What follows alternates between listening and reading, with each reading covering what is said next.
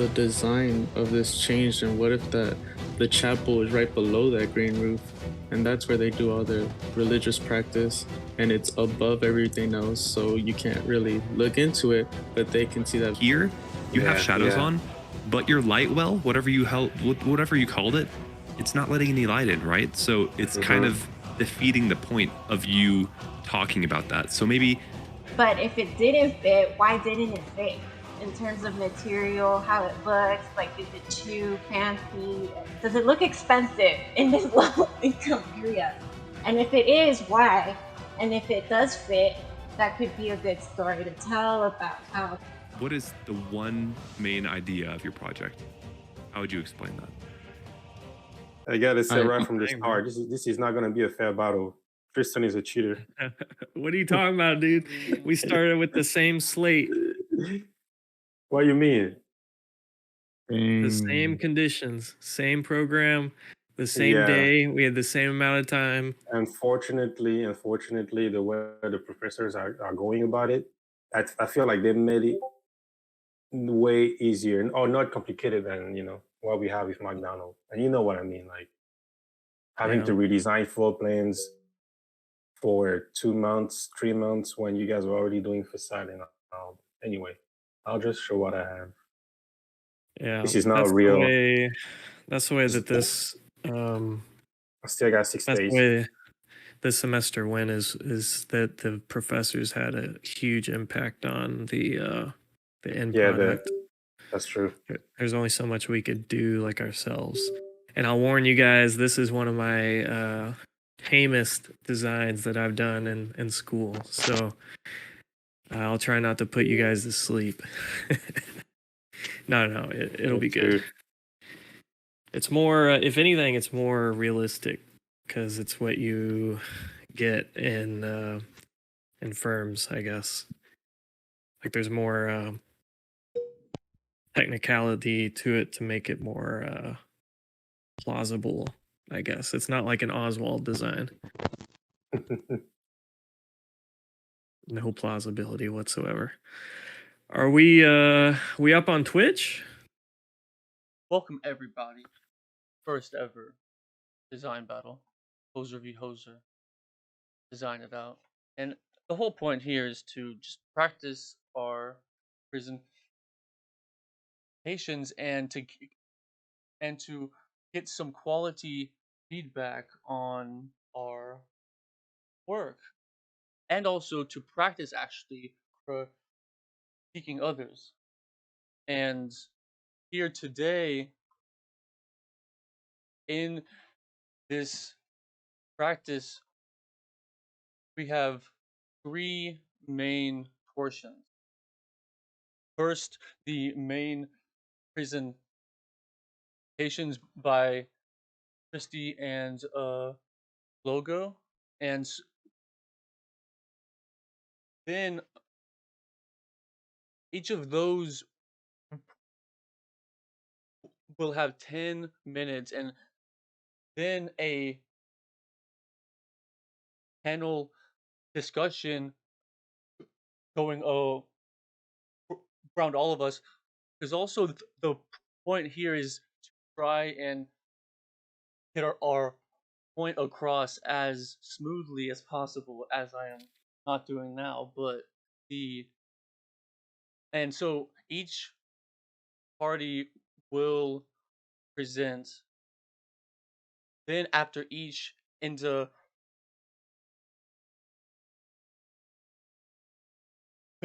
one, all of us will comment separately on it, and then at the end, or after that, it'll be an open discussion, and then on to our evals and our recap. And so here today, it's all about the presenters, and so I will pass it over to Tristy to explain his prompts, because both Tristan and Logo have the same prompts but on two different sites, and so we shall see just how they package. So, Kristen, would you explain the prompt but not start the project yet? Sure. So, welcome to the comp studio, the last studio that we take here at UTA grad school. This is Bijan's / McDonald's studio. And just so you know, Luca, this is a project based in New York City. And it is near identical to the same prompt we had in fourth year. In fact, we had the opportunity to do the same prompt, the Amnesty International headquarters. No way. Yeah, exactly. Recycled curriculum. But For another luckily, podcast. yeah, that. Oof. Anyways, we had an option to choose a different program. He laid on the table two different things to pursue. One of them was the Amnesty International headquarters, and the other one was, in my opinion, more interesting, and it was the monastery or urban monastery / homeless shelter. So somehow we were supposed to combine those two like housing programs into one building, and whether or not they overlap was kind of up to us. And so Alogo and I both happened to choose the monastery. We were also offered two different sites that were they were relatively close to each other, but one of them was like an infill site, and another one was a site that fronts both roads on either side of it. So it's kind of like we call it the connector site. Oh yeah, that's a good idea. Let me pull up, I'll do like a Google Maps so you guys have like the context. Yeah, that'll be good for us and our viewers. Yeah.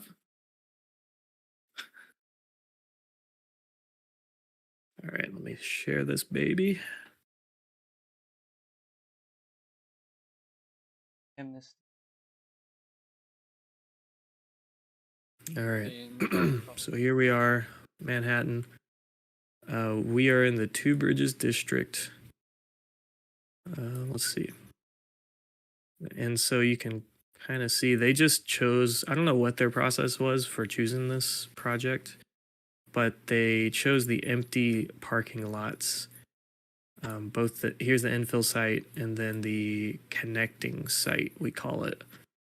And just to get you like situated with the surroundings, it's not the most boutique part of New York City. The Two Bridges district as a whole is kind of, there's an interesting fact about it. It's the only district in New York City that doesn't have a Starbucks in it. So you find underdeveloped. primarily, yeah, I know, right? And it's, Does everyone have the same site? no. So there's two sites that we could choose from. Hey, there's Luca. And so Alogo has that infill site right here. And I have this connecting site. Okay. Everyone had just Right. But we also had the two options of the program that we wanted to pursue, whether it was the monastery / homeless shelter or Amnesty International. And I wasn't about to copy and paste my project from last time, so I went with the other one. Amnesty International. Oh. And I wasn't about to copy and paste my project from last time, so I went with the other one. Amnesty International. And technical difficulties. I wasn't about to copy and paste my project from last time, so I went with the other one. Amnesty International. Bro. And y'all have to run y'all have to like watch the stream as you're part of the stream, and there's a delay on it, or Yeah, I was kind of strange. checking on the other. Hey, Luca. I was checking on the stream to see how it was rolling, and it just played on. So we're good. Yeah. What Okay. are there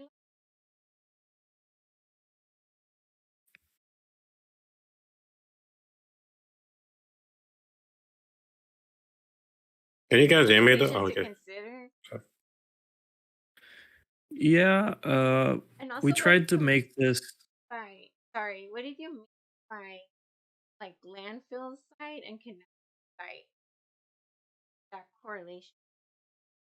So infill site, which is actually any site where you have, for example, like two buildings on either side, and you're constructing the building in between. That's an infill site. It's kind of the term that they use for developing, especially in urban areas. That's what you're going to get, like these long, slender buildings, just because that's how the land rights work in a lot of urban cities. And then the connecting, that's just kind of what we call this site, because there is kind of a street that goes through it, even though it's just a parking lot.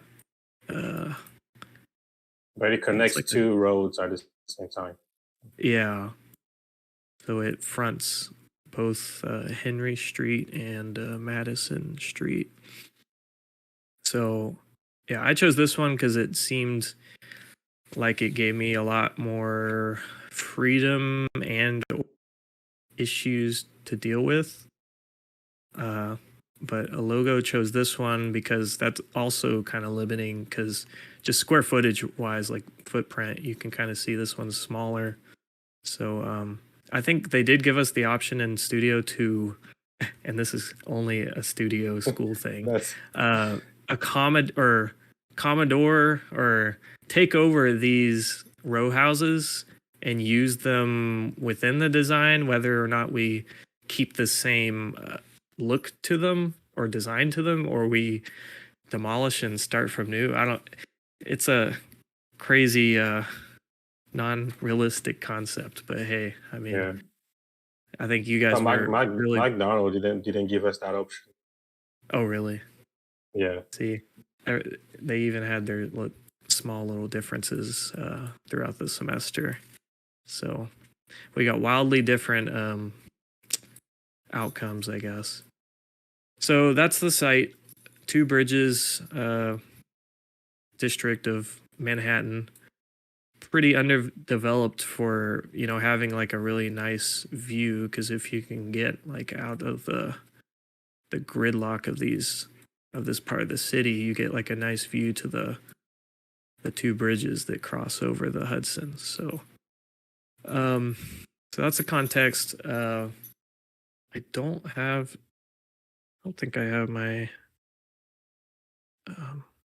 a logo. Do you happen to have the program with you?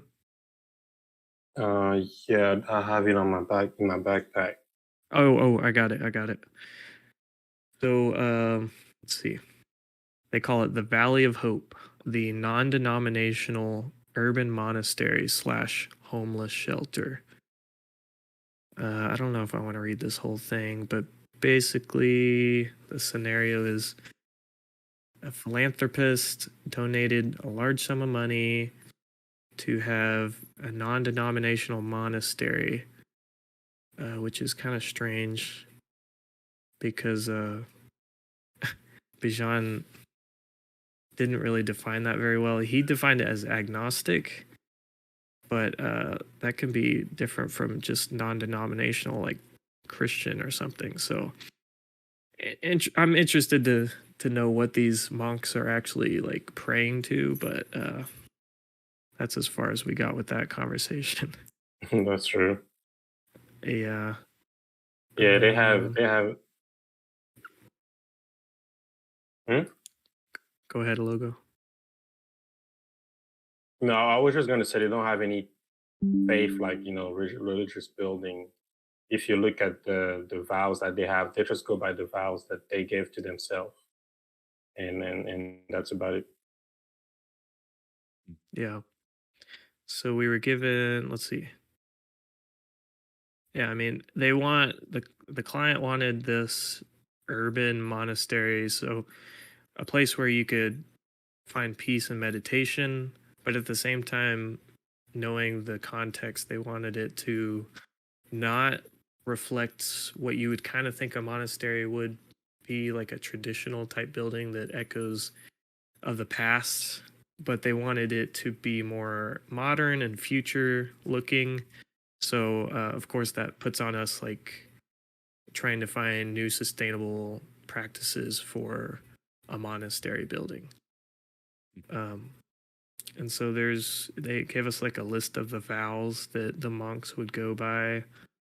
And it's just kind of traditional monk stuff like, I will embrace daily spiritual practice, live a life of simplicity, selfless service, and compassionate action, stuff like that. So jumping to the program, and we didn't even get to the homeless shelter. Yeah, I was I'll going do to that ask, after. is that area significant for homeless people since it's Manhattan? Do I you want know? to Have you done say, any? yeah, we did kind of a brief, what do you call it, context analysis. We didn't explore like the cultural aspects of the site. Of course, some people maybe you did a logo on your own, Not but really. I was more concerned with like the economical state of that area, which just seemed to be one of the poorest regions on the Manhattan Island. So, but yeah, I want to say Interesting. that they had deeper reason for choosing these sites, but honestly, I feel like they chose the sites because they saw blank spots on the map Yeah, that's next to each typical. other. I was just wondering if maybe you guys did like a little study of, if you are making this for, a homeless shelter, if like where in the surrounding area is another homeless shelter, or is it, a desert for that type of program, which would Right. be a good thing. Like, hey, like there's nothing in 10-mile radius of this site, so it's going to be booming. Yeah, you're Right. making a good Mention point. it's Yeah, you Yeah, mentioned it's the only district without a Starbucks, low income already. Maybe having some research of the area will be helpful. Sure. So Yeah. as far as what I did, I just did some research on the typologies, residential versus commercial, and stuff like that, because the monastery was kind of like the main part of the project. The homeless shelter is just an addition to it. So yeah, I Do, think do you that's have just do you have a diagram of this research, or are you just yeah, going to yeah, I talk do. about it? Okay, Yeah, I do have a diagram of this research. cool. I'll be happy to see that. Do you Okay. want to take over a logo to show that? I mean, yeah, I can show it right now. Okay. Or in the project, or is I mean, it's Yeah, just wait. part of the site. It's just part of the site context that I have. That's all. Yeah, that's before the project. So Yeah. if we want to go over that, go ahead, logo. Okay. We all did the site analysis, but I I did it by hand. I haven't had the time to print that off to show it to you guys, but logo might have something. I'm about to also share it. on the site analysis, what's the percentage or like I don't know how to go about that, but how many monasteries are there for this type of non-religion here? Or how many practicing of these of this religion I is wish I could actually tell you. popular? Okay. Yeah, Yeah. because we didn't really have a precedent to go off of for non-denominational agnostic monks in monasteries. Okay. And every time we would ask about that, they would reference Les Corbes, La Of Tourette, course. but which is a totally religious monastery. But Yeah, it was a little bit confusing because that's why when they say non-denominational, meaning designing the project not thinking of a specific religion, right? Whether it's because Yeah. there are monks everywhere, and that's why it was kind of confusing because even the specific religion can actually drive you into the design. So I think that was just a way for us to be creative. I don't know. Could you explain what you have on the screen currently? Yeah, so that was just my part of my site analysis. I mean, I would say more of a site observation. And the top layer here is just a historical grid. Shows how New York developed from the 1730s up to the 1880s. So we started this purple street here. That was a street that is right behind my site. I actually forgot the name of it. I apologize for it, but you could see how the city grid started to develop, and this main street was used to be the main street, and this is where my site is. I don't know if you see my mouse, but Yes. this is where the site is originally. So right now, from the 1730s, like all the way to the right, it was just like farms, big part of lands, and it kept developing and developing. And this is the figure ground now. Can I just zoom forward? You guys can see it? Yeah. Yes. Oh, okay, because I don't see it right here. So yeah, so that's just the figure ground, and I highlighted in red my site here. So, and that's what Kristen was talking about. The connecting site connects these two streets, and the infield is just surrounded by buildings all over. And we kind of highlighted the parks because obviously that's where homeless people usually hang out. And I wanted to see how I could develop some nodes or maybe circulation to attract them, kind of.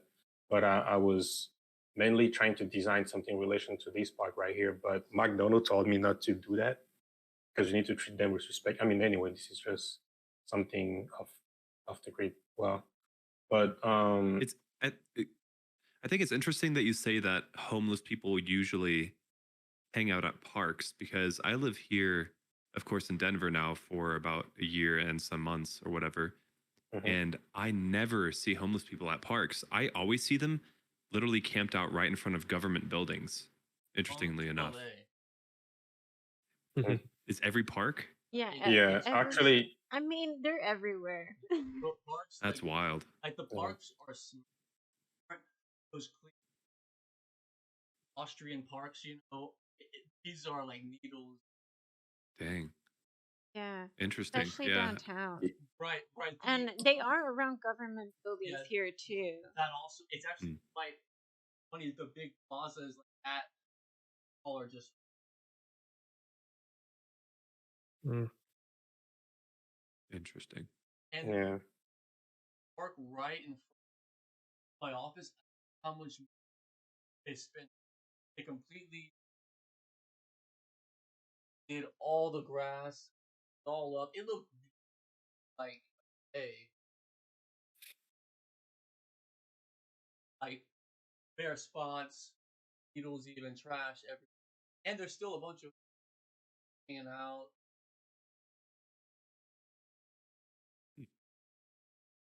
Yeah, parks. I mean, in Denver, that's interesting. Are there a bunch of homeless there? Because but I was Aren't they? in Or go ahead. in Denver, I saw them a bunch, but like at the also it's cold. Think about the what was Manhattan. I mean, yeah, that's what I was thinking. Like, in this case, it'd be useful to know what the homeless population is, just to get a point of reference. Because out here Very in true. California, there is like a homeless crisis. It's 1 in every 4 Californians are homeless. That's 25%. Yeah. It's pretty bad. I know California is the worst in the country, but it would be useful to know, like, at least for me to understand, like, oh, is this closer to Texas homeless? California is in, and especially like where they hang out, because over here it's scattered everywhere. In Denver, it's in different places, so it's not the same every. Yeah. I mean, I know the project doesn't consist only of obviously the homeless aspect of it, but I think to have a slide of just like bullet points of factual information that people can like go off of and reference Hmm. versus, you know, them asking questions like we are currently like, well, okay, you're saying this, but where? I don't see it. Yeah, you're making a good Yeah. observation because actually, in my mind, it's based on what I see in Dallas every day, Right. and I think in New York too, because we've been there. Remember, year I mean, for last year of undergrad, Hmm. it was a bunch of homeless people too. So I just assume from what I've seen in Dallas that they will mainly be hanging around, parks and public spaces. Yeah.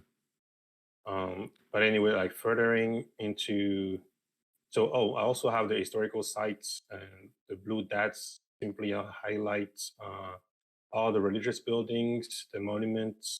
I just condensed them all together, um, just to kind of like. What's the what's the one Mhm. right next to your site? This is a church. It's actually a Chinese church. Okay. Um, yes, Chinese Christian, Chinese Christian. Actually, this is not far from me. I think Chinatown kind of starts somewhere right here. Oh Yeah, So it's like wow. kind of north of it. yeah, it's kind of in So the north of even it. so even like seeing the different districts would help in this case. Because I feel like this could have been a powerful moment to even either highlight the community strengths since it is a gathering place to highlight You're the right. cultural significance of the building. Hmm. Yeah. It's safe to say Yeah, that the professors pushed us more towards the physical context exploration rather than like societal, cultural. You know, they handed us that handout that has all of the typical kind of what you're seeing from a logo screen: figure ground, grid, historical sites, and they're like, you know, just get this done so we can get to the next part of the design, yeah, we Right. which have is one week and unfortunate. we didn't even Yeah. really Yeah. focus on it. That's why, like, I don't even have a site analysis per se. Like, I mean, I have it later, but we skipped it through the design, which is actually very funny. That's another But yeah, story. that was Yeah. just all the information we gathered, and that was what I was talking about, trying to dissect the typologies of buildings, in the location. For example, on this one, the second one here, you have the multifamily elevator building and the walkout building. That difference was kind of interesting to me. Yeah. Um, That's a very good one. Yeah. what else? Yeah, these are good. Yeah, yeah. So those were just all the observations, and then this was just a facade analysis of the infill sites. I mean, I don't have for Tristan, but this is where my site is. This is where the church on the right is, the building right here. And this building is attached to that one. So it's the same building. I think there's tenants that actually control this building right here. Mm, And those are the apartments. And this is interesting. across the street. So I was just trying to look at the height difference and how to set the limitations for the design of my building. Across the Okay. street, there's another church right here. So here you mentioned design limitations, and I'm glad you brought that up. In that same sense, did you look at the municipal codes in that area of what a So building needs to have somewhere? yes we did, but further along designing it, and you just realized that professor didn't even care about that, honestly. Okay. And then by just trying to match what the elevation street was already looking like, I think you wouldn't have any issue. But for the people that chose the Amnesty International, I think they did look more into that because they went like 30 floors up. So they had to figure out that too. So Yeah. I think, yeah, that was all for my site observation. Yeah. Take note that most of the buildings surrounding our sites are basically business on the first level, residential above it. That I mean, just the a lot of the facades that Aloga just showed have like the fire stairs on the exterior. Really old brick buildings. I mean, that's kind of what we're dealing with. And also, you guys know those kind of isolated Corb towers in New York. This is kind of the same area. There's some of those next door as well. And those go about like 16 stories. So in terms of matching the vertical height of the context, that was kind of the limit that the professors advised us to stick with. Don't go above those little Corb X housing. Oh, What do you mean about core buildings? So for our viewers. oh yeah. Yeah. Or So almost- logo. Yeah, let me take this back over. Okay. All right. So you'll kind of notice these guys standing off by themselves. These are for our common viewers. There's this really famous architect by the name of Le Corbusier, and way back in the 1940s, 30s, I want to say, he had this plan to basically remaster plan France. Paris, France, and Do it.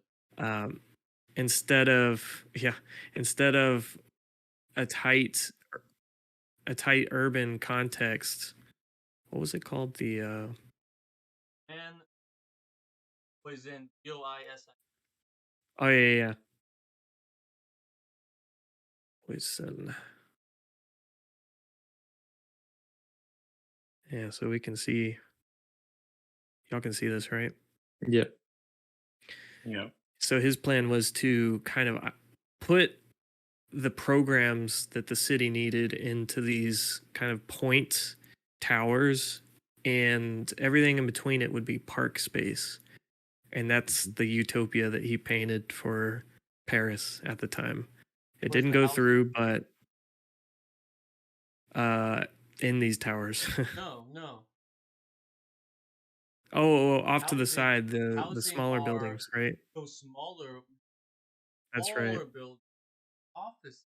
Offices. Here, they actually flipped it in form of those buildings, and they made it like Mm, as housing when it was never made to be housing, and they just picked that one part and started housing, but adding in all the other parts that make a city. That's Yeah. why the projects don't. yeah, and that's why So they basically, well, Fort Worth downtown for all those that don't know. Yeah, sadly. Yeah. And these Yeah. buildings with these really, lush parks in between happen to be some of the worst housing in Manhattan. So What it's do kind of the- sad. What do those buildings look like from this level, or like facade? Yeah, pulled Yeah, let's take a look. Here they are. Beautiful. Pretty That's rough. sexy. no central AC. And then Every Wow. yeah, window had an and then AC. right across the street we got this guy. Bijan said, "Don't make it that tall." Oh my And you're gosh. doing good. Please don't do Yeah. But we have What- these what- lovely bridges is like that building? right here. I remember this from last It was time. being built 'cause- when we were there, actually. Yeah, I it was. remember that. Oh yeah. It's a high It's a hotel. luxury apartment. Yeah. Apartment building, yeah. Hey. Part Bro, I'm Let's going go. next month. It's gonna be fun. Oh, Oh, I yeah. That'd gotta be go in the cool. winter time. Ooh, as Interesting. long as Okay. it's not raining the whole time. Okay. So let's kind of move into the program. So the monastery itself followed a lot of like regular monastery, the traditional monastery program. We have dormitories for the monks, dorms for the advisors, and other like kind of personnel, admin personnel. Let's see. There's a dining hall called the refectory. There's the kitchen, of course, the pantry, the cloister, which is a monastery exclusive, or maybe it has other functions in churches, but that's like a central space, usually exterior, that the monks would. Monty mentioned that they just move around it. Yeah, so it's where columns and a hallway outside of that square often covered, and they Right. walk around and around and pray and Yeah. So it's like a exterior meditation space that has a heavy emphasis on circulation. Then, of course, we had the chapel and the porter room and sacristy that are kind of accessories to the chapel. We had a library with reading rooms. I think that's. Oh yeah, yeah. And we also had a 10,000 square foot minimum brewery, and this was supposed to be the main like source of income for the building, because that, I guess, you have to kind of justify that if you have some real estate in Manhattan. That's So interesting. yeah, because you don't really think of like alcohol and monks, but Or I homeless think people. yeah, exactly. But I think Oh, I guess that's Are, just. are the homeless the ones running the brewery, or yeah, I that's mean, they get a ideally, place to stay and work? dude, I thought about this a lot actually. Like, how? Okay, so you're housing the homeless. What are they gonna do all day? These rooms that we're providing them are not like they're not even like hotel rooms. They're like small dorms that are really for temporary use. So what are they going to be doing all day? How are they going to cover the charge of like being in this building? They would have to work in the brewery to some extent. Now, how that works logically, don't ask me. But that is the main. That's the back of house program that we're given. Basically, we need to provide a place for the brewery, which breweries some back people took house? it as back of house. Well, some people took it as back of house, but I took it as a main feature of the building, and Really? we'll see that in a little bit. No, Because it's it's a lot of square feet of the building. So, other than that, yeah, I mean, that's the monastery. You have the cloister, the chapel, the dining hall, and then housing. And we have this brewery as well. The homeless shelter, like the logo said, it is kind of like the secondary program here, because all that was given for that is the lobby and registration and the dormitories, and then a few like the director's office, a few admin offices. So that was kind of something we had to work into the program, and I struggled for a bit because it's a wild program just to begin with, and I tried to Yeah, it was. kind of justify why they had chosen this in my mind, and make a scenario where it makes sense. And so I tried to have a conversation with Bijan about it, uh, and I was just asking him, like, are we trying to combine these programs together? Are the homeless people living amongst the monks like constantly? Are they working together? Are the monks guiding them? Are they part of the healing process of the homeless people? And that's kind of where I steered towards, is that the monk lifestyle it would actually be good for the homeless people as well. You know, assuming that there's like some discipline that the homeless people can keep up while they're there, of course. Yeah. But the monk lifestyle is basically accepting the simple things of life and keeping, like in their what do you call it, their vows, I guess, is a life of simplicity. So if the monks can share these values with the homeless people, hopefully, the brewery would provide them some sort of income, hopefully, to get them back on their feet. But working with the monks themselves would help their mindset, which is the real issue of homelessness. It's a mental thing. So that's how I kind of tried to justify it in my mind. So I wanted to combine the programs together and not separate them.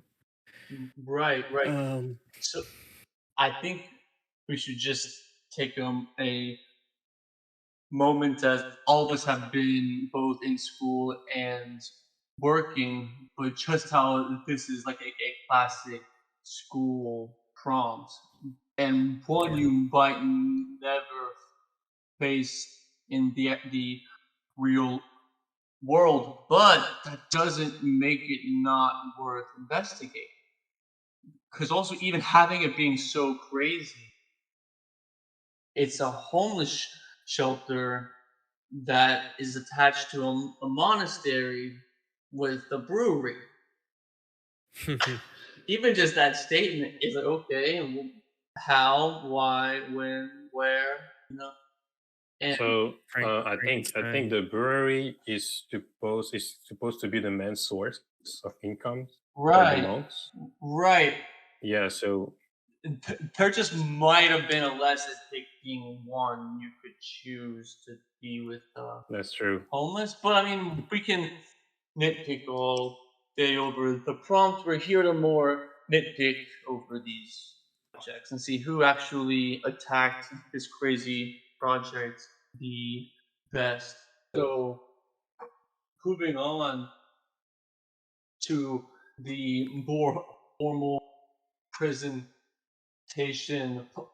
part of it, it'll be crucial to be timed just so that we have some kind of semblance.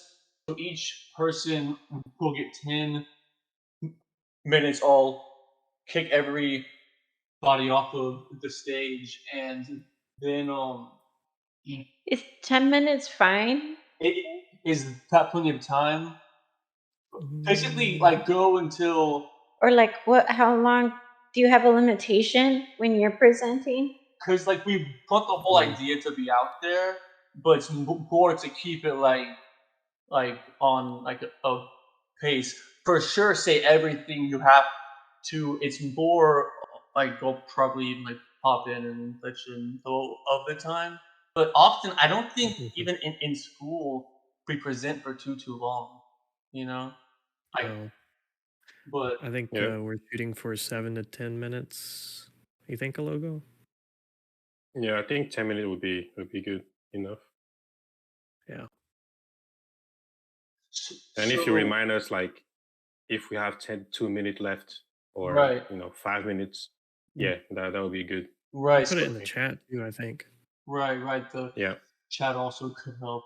They might not see it though, but with this being a more formal version of this battle and it being timed, so after the first person goes, I'll pull each person actually stepping back, it being more formal, us having some roles in this to try and make it go a bit smoothly. So I'll be more moderating and timing of it to try and keep us on track, and then also a more evaluation / recap, and that'll be handled by Ms. Bane, and that'll be at the end after both presentations and the open discussion, what ends with an overall individual eval and also an overall recap. And so after Tristy speaks, we will go around and have each person give their immediate feedback, about 2 to 3 minutes, maybe 5, depending on how much we want to say, but more just immediate reaction. Like, hey, this is what I saw. I have some questions, on and on. And so it that time is not really for necessarily discussion, but if you are very confused, just ask. But with that, I will give Tristy the space, and Time. I will start a timer as well to see how it goes. So, Mhm. like, where's the camera? So, Or, oh, okay, so I'll go over there. well, it'll be here. It'll be fine. Okay. So I don't have colors, but when wait, what happened? You started sharing. Yeah, sorry, I was So, just switching. so it. at so at 8 minutes, I'll put this look up. It's green. He's like, oh, it's like green, all good. Wait, can I see you guys if y'all are in the audience? We'll come back up. Yeah, I'll pop in. Or what do you think is the Just open up the chat. is the Yeah, chat? we'll I be was gonna say, able if to y'all- see you guys, I think, because the way it shows up on me, you have the main screen where the speaker will be at the stage, and then Or the we can guest just will be tell them. down below, so Yeah. you'll still be able to see them. Maybe we just show up at 10 minutes. Yeah. We'll just like see how it goes, and if it's like going on and on and on, I'll probably pop in. But this is still more free flowing, but a bit more formal. But we'll figure out timing as it is required. But on the actual feedback, I'll just like probably pop in and like cut you off, or like pop up a green, and I'll just like stay in there. But so, Tristan, I will give you the floor and move everybody to audience, and everyone can see that screen. All right. I'm assuming you are gonna start the timer now. All right. So I want to start off by just kind of warning you for Alogo and I both. These are kind of printed, just print what we had at the moment sets.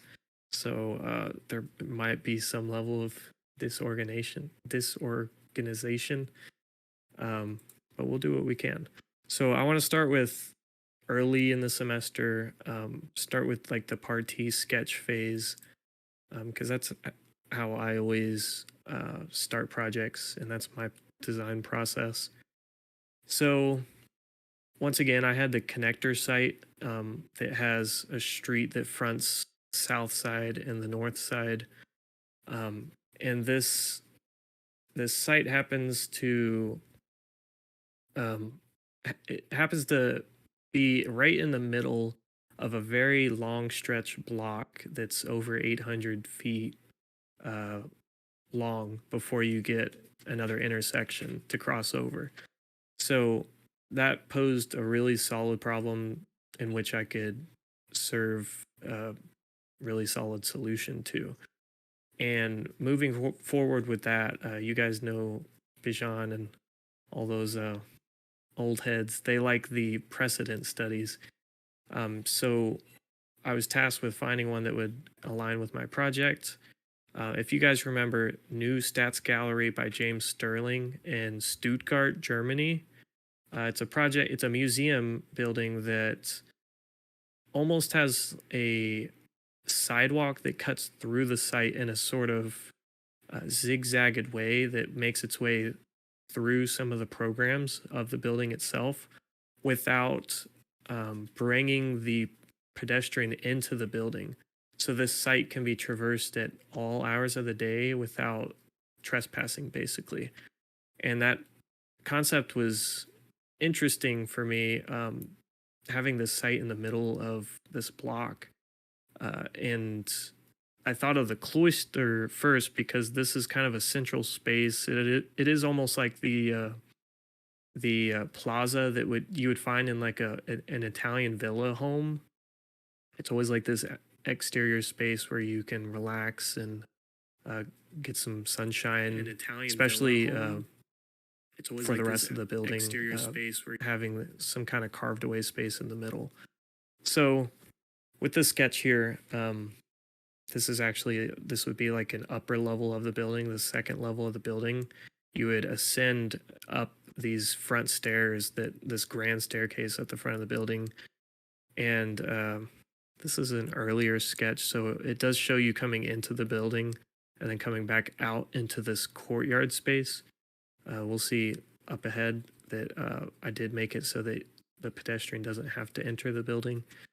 But this circular shape is the cloister down on the first level. You're raised above that right now on this sort of free-flowing terrace space, where it does kind of become the dining, and we'll have the furniture and the seating for that.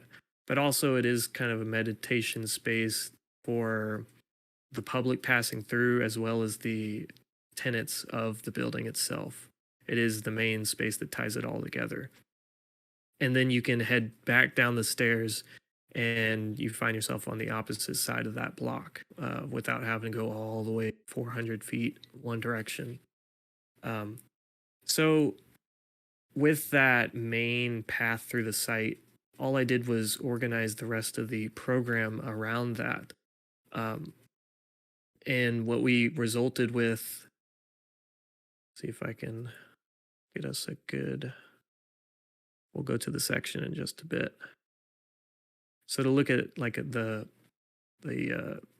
conceptual model, we got like this tower element that will have the homeless shelters in this north portion, and then the monk cells on the east portion. And we'll talk about like the distinction of materials between that and why there is a distinction between those.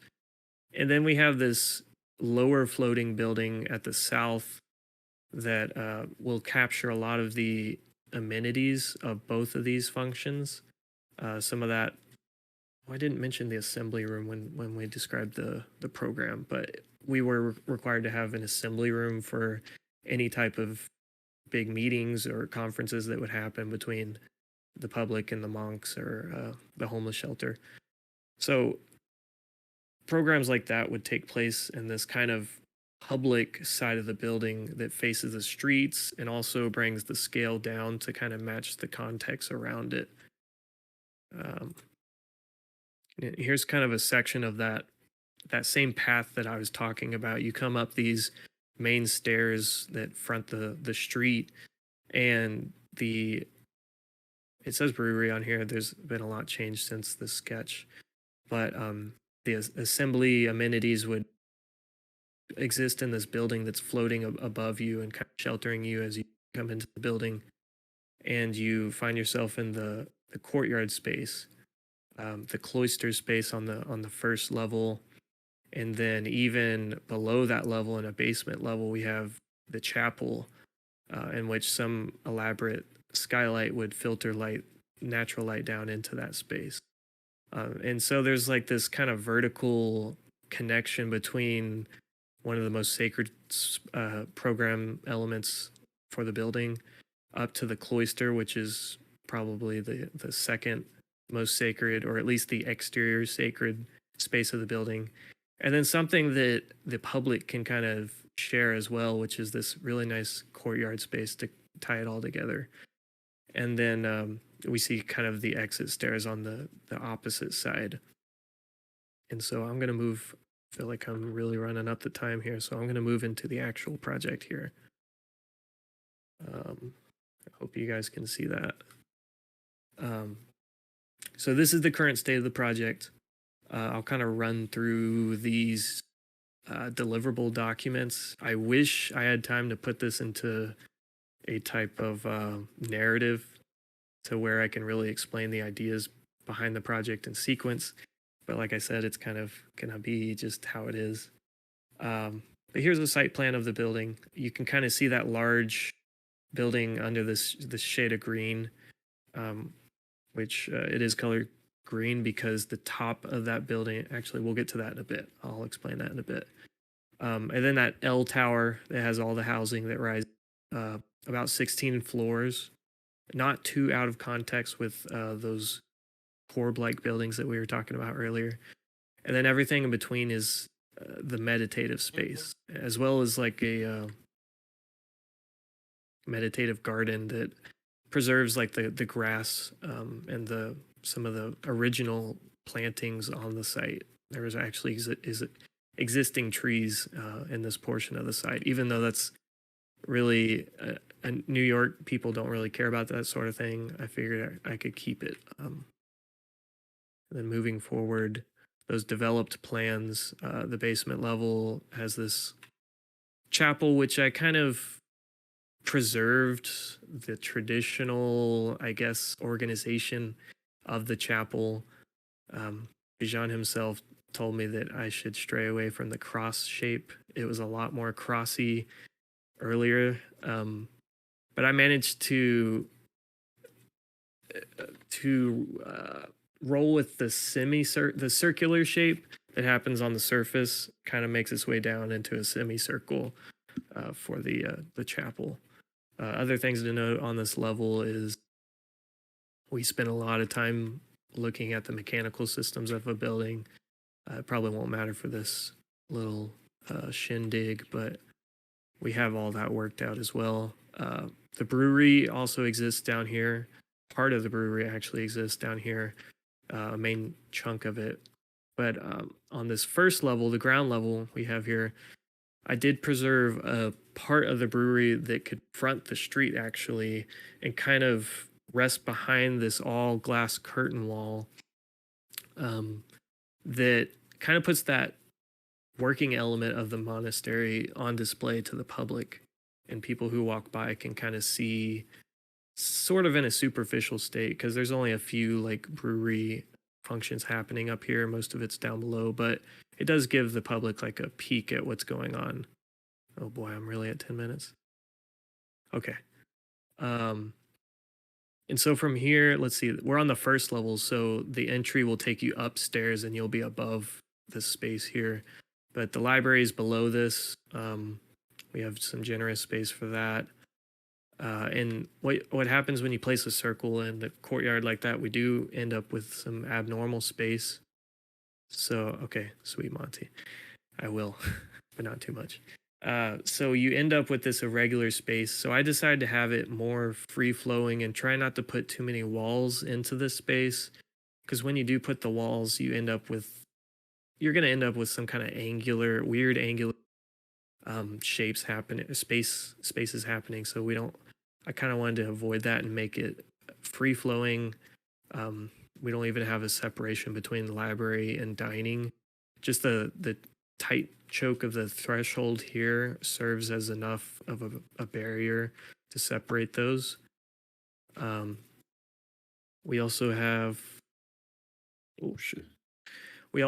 the reading rooms that kind of go out from that library, more of a private area. You'll also notice some of these overhead conditions that you see happening. Because these spaces are so deep into the building, we needed some kind of light to pierce through the terrace above. So there are like these skylights that bring down the light, and everywhere where you see like these planters, there's a light above it that's shining through. And I'm not going to run through every space for you guys. You guys can kind of read this. But the main idea is that I'm organizing these spaces around this path that I've created through the site that happens to hit this circular cloister, and everything kind of has to work its way around that. Moving up through the building, level 2 is really like the party floor plan for the building. It kind of explains everything you need to know. You go up the main stairs here. Without going into the building this time, you can walk straight through and into this courtyard space that really captures you with the L tower here, and then the meditative garden, and you can see the cloister space below, and all these skylights that I was talking about kind of separates that terrace platform from the rest of the building, so you get kind of clean joints there. And then moving up, this I call it like the floating box, but the floating box that is overhead of the main entry houses the assembly room, and that, the functions for that, and we'll see that becomes like a main kind of feature for the front facade of the building. um, it kind of distinguishes it from the housing element of the tower. From there, I mean, if you guys want to look at these units more in depth later, we can do that, but it's just kind of standard housing, homeless shelter units. It's not like, it's almost like a reduced hotel room. We don't give them, full kitchens. We have a family shelter unit that does have a kitchenette, but other than that, they get like a bathroom at least. We'll see the monks later on, but theirs are a lot smaller. Let's see. So the level 4, we'll see when we see the massing of the building. There's actually a step back that has to happen on this north side of the building. If I go back one, the building extends all the way to like the edge of the sidewalk. But as we go up, the building has to be pushed back just because of the ordinances of Manhattan. There's a certain like angle that you have to, sightline angle that you have to preserve for the I guess for sunlight to get down into these streets. So you can't have a building that's too tall right up to the edge of the street. So that setback kind of did have a big impact on the form of the building. And I won't keep you guys too long. I want to get to some more visual stuff. But you get the idea, some roof plans. The structural plans for the building itself, I kind of wanted to experiment with a multitude of structural forms or structural systems. So there's a 2-way concrete slab with columns that kind of run most of the building. The monk cell portion of the building is what's known as tunnel form concrete, which is like stacked walls. Since this is repeated all the way up the building, I figured I could use like that tunnel form, which kind of has this open-ended on either side feeling to it, which I felt was somehow it tied in with the monk and the isolation and meditation qualities of a monk cell. So I use that for this. And then that public fronting floating box is a steel mega truss, and I wanted to kind of show that I can use both materials in one building. So I drew in a lot of different inspirations for that. Our formal building sections, you can kind of see how it's developed a little bit. That main facade, the main public floating box, it kind of has the slight angle to it. I'll skip ahead. I feel like I'm going on and on. Another section, thing to note in this one is those skylight conditions that bring light down into the chapel space. And let me get to the real visual stuff so you guys can kind of see it. We'll skip through the elevations. So here's a good rendering page, and hopefully you should be able to see the project as a whole now. We have that floating box that faces the street down here, that inner courtyard space that has the cloister on the first level, the tower, the L-shaped tower that faces into that courtyard. and there is like a distinct separation of the public space from those residential spaces. Everything below this kind of enlarged, where you see like the pillars coming down, everything below that is administration within the L shape, but everything above that is the housing itself. So it's kind of, categorized that way. The front of the building, I feel like I'm really going over the time, so I can't really talk about the materials too much, but this main like glass that you see here is like channel glazing. So the sunlight gets through, but the sunlight gets through, but it's translucent, so it's bringing in like this dispersed light, but for privacy's sake, it doesn't allow vision outside. Plus, that's southern facing facade, so we don't want it totally swarmed with light. This is like a 30-foot floor to ceiling measurement, so it is quite the grand space for the assembly hall. What you see below it is the brewery space. It's like I would call it the display brewery, which shows the public what this building, like the inner workings of the building, and hopefully you'll be able to see the inhabitants working within that throughout the day, which is pretty neat. Of course, the main staircase that takes you up.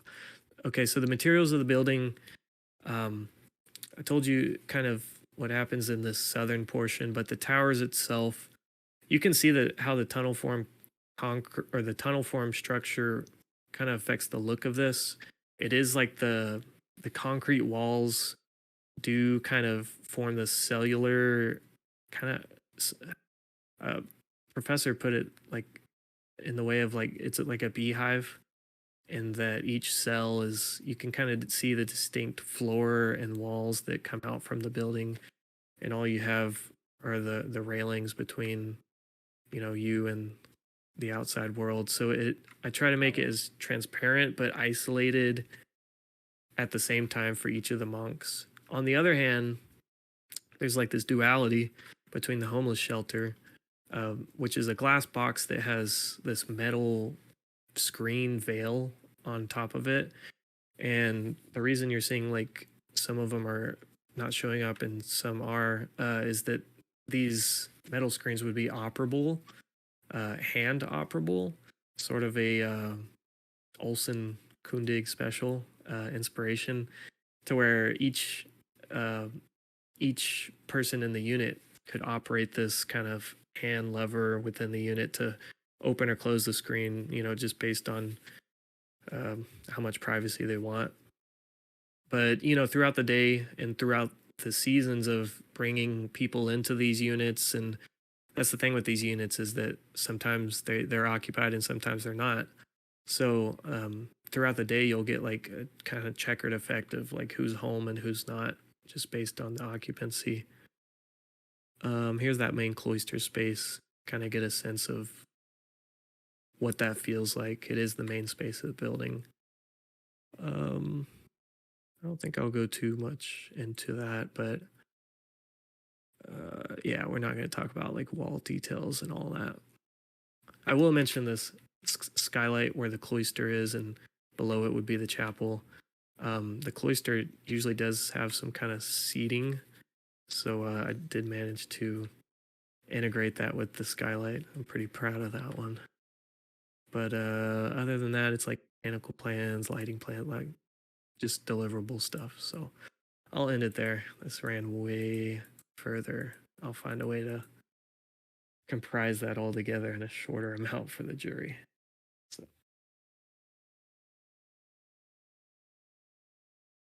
Yo. What's up? Yo, that was tremendous, bro. Very, very good job. Thanks. That was Hey. something else. So probably like 20 minutes is a good range. It honestly like depends on the complexity of the project, and like I don't know like will you get to speak for 20 minutes, like the day of. But Probably not. But even for this, it's getting to that point, but it's a bunch of points. So how is it all all scripted. So now let's go around the panel and get our immediate feedback. And yes, that also includes logo. He'll also provide his just immediate feedback. So I'll pop off and I'll have Juan go first. Put you up on here. And this is 2 minute, right? And it'll be 5 minutes. Review Yeah, like each individual. yeah. All right. And maybe pull stuff up also. And if any of you want to just tell me to go back through any of the drawings, just let me know, because I went through a lot here. So, like floor plans and whatnot. The bigger Monty, do I have to discussion. bring him on, or? I invited them, but Juan, you there? Invite Luca. Good. Oh, There he is. Can you hear me? Yeah, Bet. bring it. oh, Wait, See where's my what you camera got. off? oh. All right. I'm live, boys. Hey, All right. we're here. All right. So my first question is that a green roof on top of off to the Yes. right? That's a Yes. green roof. All right. How's that access? I might It have is missed not this. accessible Oh. to the public. So I'll be honest with this one. That's The fine. green roof idea was added super late, like maybe a week ago. Yikes. After a lot of stuff was detailed out. The main idea for doing that prevent a glare that you would get with TPO roofing Mm-hmm. reflecting onto the housing units. Plus, it does kind of give more of a pleasant view for the people of those housing units who have to look down at this all day. Mm-hmm. And if I had the time to detail it out, I would make a diagram for the like irrigation that huge roof could bring to the building, to like storage tanks for rainwater, because sustainability was a big thing that they pushed on us for this class as well, but severely underdeveloped. I mean, I kind of find it interesting having that green roof there. Like, what if the the design of this changed, and what if the chapel is right below that green roof, and that's where they do all their religious practice, and it's above everything else, so you can't really look into it, but they can see that visual in, and people from below can see the visual up to get that interest in them. But it also gives them this nice green roof to go up and practice out in nature, or in that little green garden area where it's just for them. Yeah, I like that. Yeah. Also, I really like the axis you're trying to start here with your building, going from, what is that, north south or east west? But From yeah, from one side to the other. south to north. South to or north. sorry. Yeah, north south. Yeah, I really like that. Maybe opening it up a little more could do it more justice, having that visual from one end all the way to the other end of open space, so people have that clarity of, hey, this street is right here, this other street is here, and so they get more of a sense of direction of where they're at. Yeah, okay. Mm-hmm. You're talking about like But the main yeah, axis that runs through the yeah, building? Gotcha. exactly. Yeah, but I like what you're doing here though. Thanks. And what else did I have? The skylights. Can you go to the detail of the skylights? Yeah. 4 minutes. Yeah, I like this feature that you had going of the skylights, but I was wondering, like, since it's so low, like what would happen if kids sit on top of that bench and start like playing around up there or something? And so I had actually, this gave me an idea. What if you just raise it, and on that wall you create something for the amnesty? Like you have some, I don't know, Like something inspirational, something. Yeah, like you etch Yeah. into the Mhm. some kind of memorial, like Exactly. Some, like a memorial. Exactly. Something memorial there for them to actually like see visually in that nice space that you got going there, because right now it's just a seating area. Yeah. You But know if it what? can be a bit more integrative in the way that they can actually learn something while they're there, and it still be used as that function to get the light in and out. Yeah, because that main skylight is like on the central axis of it. So like once you Mhm. hit this railing, Right, you're exactly. looking down onto that. So if you make it more memorial or memorable, some kind But of also you granite, like some kind of finish to it or something. Exactly. Yeah, like, what was it the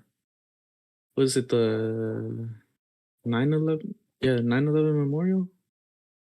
Something like that in a way. Or no, it wasn't the 9/11, but they had this like red granite. I forget the project, but you go basically down, you walk down and it's a V. I just forget Oh, the the Vietnam. yeah, the Vietnam, exactly. That one's really nice. Something like that would be pretty interesting. Yeah, like a simple material change. Mhm. And my last thing I just wanted to talk about for the units, did you think about possibly having a communal kitchen for everyone? An interesting idea while I was actually studying abroad in Europe in Innsbruck, Austria. Actually, Luke and I were roommates, so shout out Luca. But um, it was pretty cool where our dorms did not have their own kitchen, but we shared a kitchen with everyone in our floor. So it was pretty cool, and it actually gave us the moment to actually meet more people and actually be able to basically live with them in a way, but not essentially living with them, but in a way starting to live and starting to learn their cultures, mingle, and just even go for lunch or dinner together. It was awesome, and maybe that can be an idea that can be integrated into this and having this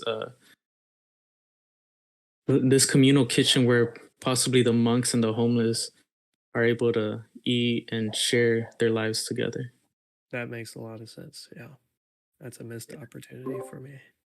Yeah. They're But so that's all I have for now, but it's pretty good project, and That's good. Thanks, yeah, Warren. bro, yeah, of course. bro, spot on. That was some legit. Oh, batteries on. Hey, you know me, you know me. With the rainbow. wait, what's happening? Dude. Ooh. Wait, can y'all hear the dogs in the background? A Yeah. bit, yeah. Dang, that's annoying. My bad. No, it's all good. Them It's north not Yeah. too them north bad. side dogs. Yeah.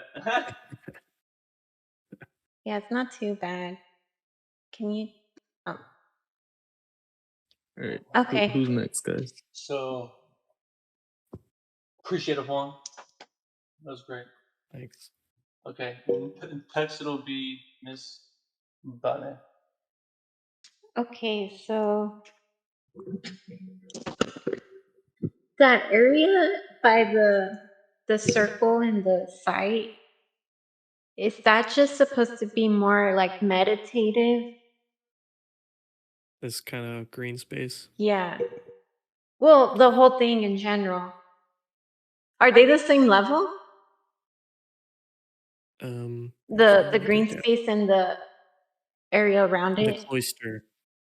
The cloister. So yeah, the cloister, here's that kind of ambulatory space around the cloister, and the meditative gardens just kind of sits off to the side of that. Okay. I feel like so a couple thoughts here. I feel like it could have been cool to involve like wait involve like cultural significance because it could have. Oh wait. Yeah, we are. Sorry. Somebody. Sorry. We're good. Well, it could have been cool to have like cultural significance in this area because this area kind of reminds me of something that could have happened here in LA, like Little Tokyo. So let me screen share that. Like pocket parks. So undo the screen share for right now. and then select. Yeah. So like it could have been like a cool moment like this of people hanging out and just little pieces of cultural. That's something that you could have done, I think. Not that it could have created this nice urban moment. And another thing is that it could have even been cool to still keep the connections between the two streets to create this flow from different streets, from two different streets. I think that could have been interesting. Though overall, the project was really nice. I really loved the moment with the cloister. I'm not sure if I'm pronouncing that right. Yeah, you're right. It definitely united both or all three programs. I thought that was one of the strongest pieces of your project. On top of that, the brewery, it was designed because in my head when I was trying to understand the program, it was a bit difficult to see how that could be united, but I felt that you did a pretty interesting job like uniting it and also creating different spaces with them geometrically and using that geometry in a way to even influence the direction of the project. But that's all I have to say. Sweet. Pretty much. Alright. Then next up is Luca.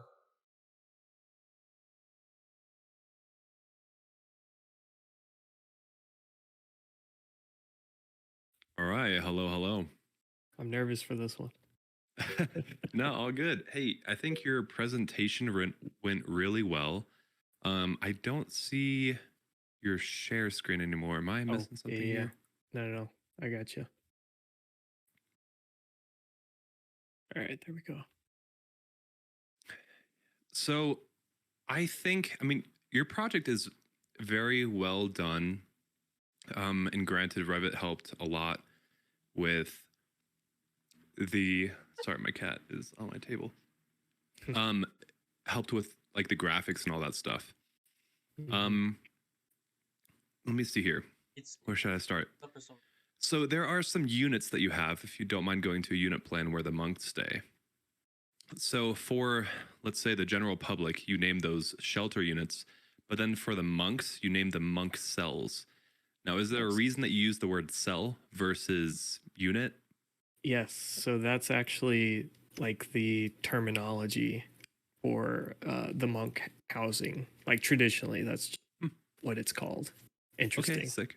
See, I didn't know that. That would be good to know, because to me, when I was just reading that and you were kind of like breezing over the plans, I read like monk cell and I was like, what, are they going to jail, bro? Yeah. Yeah. If you don't mind going to A12, that's your first rendering page. Gotcha. Here, I kind of wish that you would have started the intro to like more of a visual graphics with just like a banger of a graphic, kind of as an intro to talk over. Because currently here, I personally, I don't like the placements of, like the three kind of images off to the left, because it's kind of like squishing your building site into like this small little rectangle, which I feel like is cutting away from the visuals that you could have with this project. The visuals that you have on the three visuals, if you have one more, maybe make another sheet and really have four distinctive graphics that you can speak to and then maybe reference back to in a plan. I think your building, I mean, it looks pretty decent. I didn't even notice what Juan said with like the green roof. But it's true. I mean, if you want to add a little door up there just for access, you can kind of, that's the easiest way to play that off, is just throw a door in there and no one's going to say shit. Yeah. I don't know if that's your building there, the white one, but anyway, I think the visuals of your building are nice, but I just think it's kind of depressing. Not to be like rude or anything, but like it's just so it's so gray, right? And I feel like everything around you, if you look at your surrounding context, like you said, it was brick and mortar, right? Mhm. So I feel like there should be certain parts of your building that maybe tie back into that, if it's just even the base element, or if it's just where the monks are, meditating. Yes, you wanted this to be more of a like a high tech new age building, but I do believe that brick can really be tied into,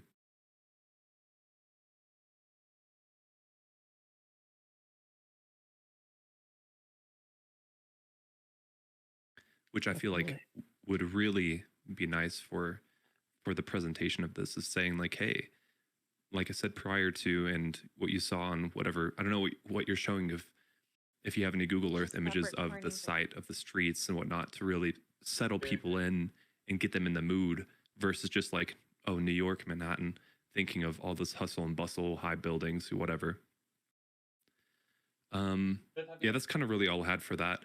I just think the visuals could really pop if you just order them in the right way, Yeah. even with just a little bit of a descriptor. What did Definitely. he say? Yeah.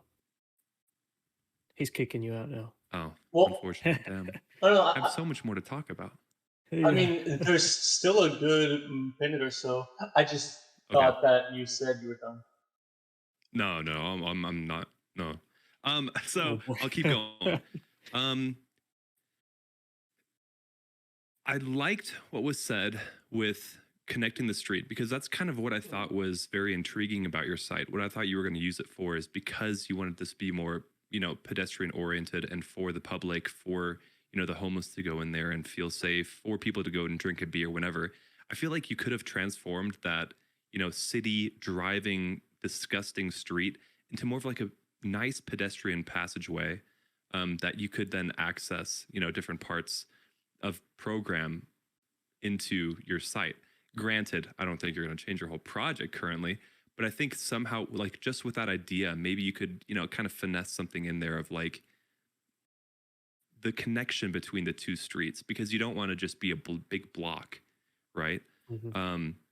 Now that park that you had in the center there, I feel like a good word to use for that could be what I would consider a pocket park, which is 30 a seconds. small park that's accessible to the public, and it's Yeah. almost surrounded by multiple buildings. I almost want to say it's like a quadrangle park, quad something park, basically a park that's surrounded by four sides of buildings, but whatever. Mhm.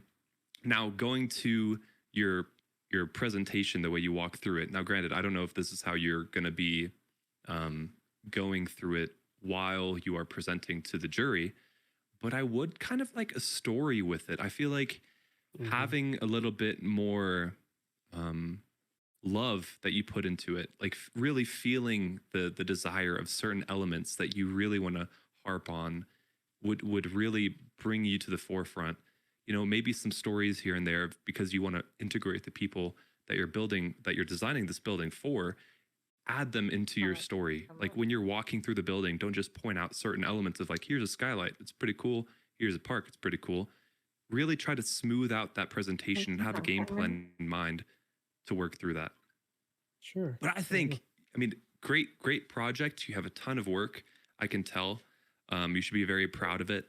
But just obviously with presenting, it's a different mindset that you have to have versus actually just clicking around doing the work. Right. Yeah, I feel you. Put the love in it. Bro, put that love was in it. excellent. Yeah. And I thought it'd be a little more brutal, honestly, but it was very on point, very helpful, and it'll help us bounce off of it later on, because the whole point is to try and help that presentation of it, and to because it won't change in a week, but how he walks them through it, how he tells the story will, and that's really the whole point of this, is that dry run, so it isn't as confusing, so great observation, man, and Yeah. he even pointed out earlier that that is a big weak point And so I'll do mine right now, and then we will end on the other contestant giving his feedback, Mr. Logo, Mr. Daily Architecture himself. So Tristy. Oh boy. I'm glad we're on this page still. I'm gonna make it full screen on my end. I absolutely agree with Luca. This can be so much stronger. So much, because the two on the top left, they relate, but they don't exactly relate to the others. This one in the bottom left is very strong. The overall context on the side, not so much, but this view is very striking and it's very small. Even printed large is pretty small. And so I think that could even be like a main image, because also that's what people are actually gonna see. They aren't actually going to experience it in this axon perspective. But now to this thing, I feel I can't actually see the whole idea in this rendering because these in front are so heavy. If they had any opacity at all, I could see that super structure and the stairs and overhang and some people and the garden. This angle like blocks off almost the best views. I don't know if renderings are planning on being edited at all, but even like to pull out the context or like even dash in or even just for the future of it, because you mentioned how the party was that main public space here. Well, if you would go up to the plan of it, I don't know which sheet like Luca. I wasn't paying that much attention. But so here on the floor plan, the main party, which is supposed to be this very public space, is up like 3 flights of stairs. And yes, stairs aren't the end all be all, but it's kind of like a public barrier. And so my kind of like questioning is like, why is it praised up? And like, does that truly pull people up there, or would it exclude it? But that's more like hypothetical also. That was probably like an observation on the party being this very public thing, but are people going to actually go up there? Because unless it has like inviting signs, I don't know if people just wander on up, because also it's kind of a dead end. Say, okay, I'm in here and then I'm here, but is the monastery public? Like, can people go to all of those spaces as well, right? It's public? I see what you mean. Yeah. So I mean, some of them, the library is public, the dining public, Right. And the it's like assembly if you're pulling, meant to be there. but some big props, especially on a sketch of the section. But if you could go to the section quickly and all the section through the monastery.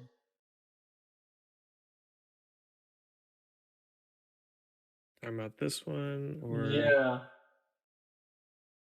because I feel in that moment, especially from that sketch earlier, like, why did the skylight get so small? Because it was I much think, bigger, right? yeah, I think it was the orientation of the skylight itself. That shape of the skylight has changed many times. Right, I but had it along one axis, and then that party is pretty epic.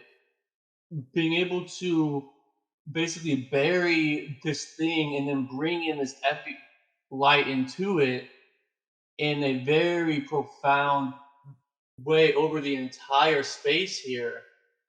Mm. I feel that was lost a little bit in the well, is the skylight a ring or is it just at that part? Like You talking about in the final design? yeah, I'm having trouble visualizing it, but I'll It, wrap up on this though. it's here. 5 minutes. Yeah, I think.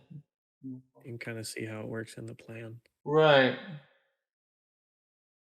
Because like all in all, this is also college. I understand it is meant to be a much more professional class, and it's supposed to be something very real. But they also make very real glass and plexiglass and like 5-layer thick glass, and so I just felt that that part was amazing in sketch, and then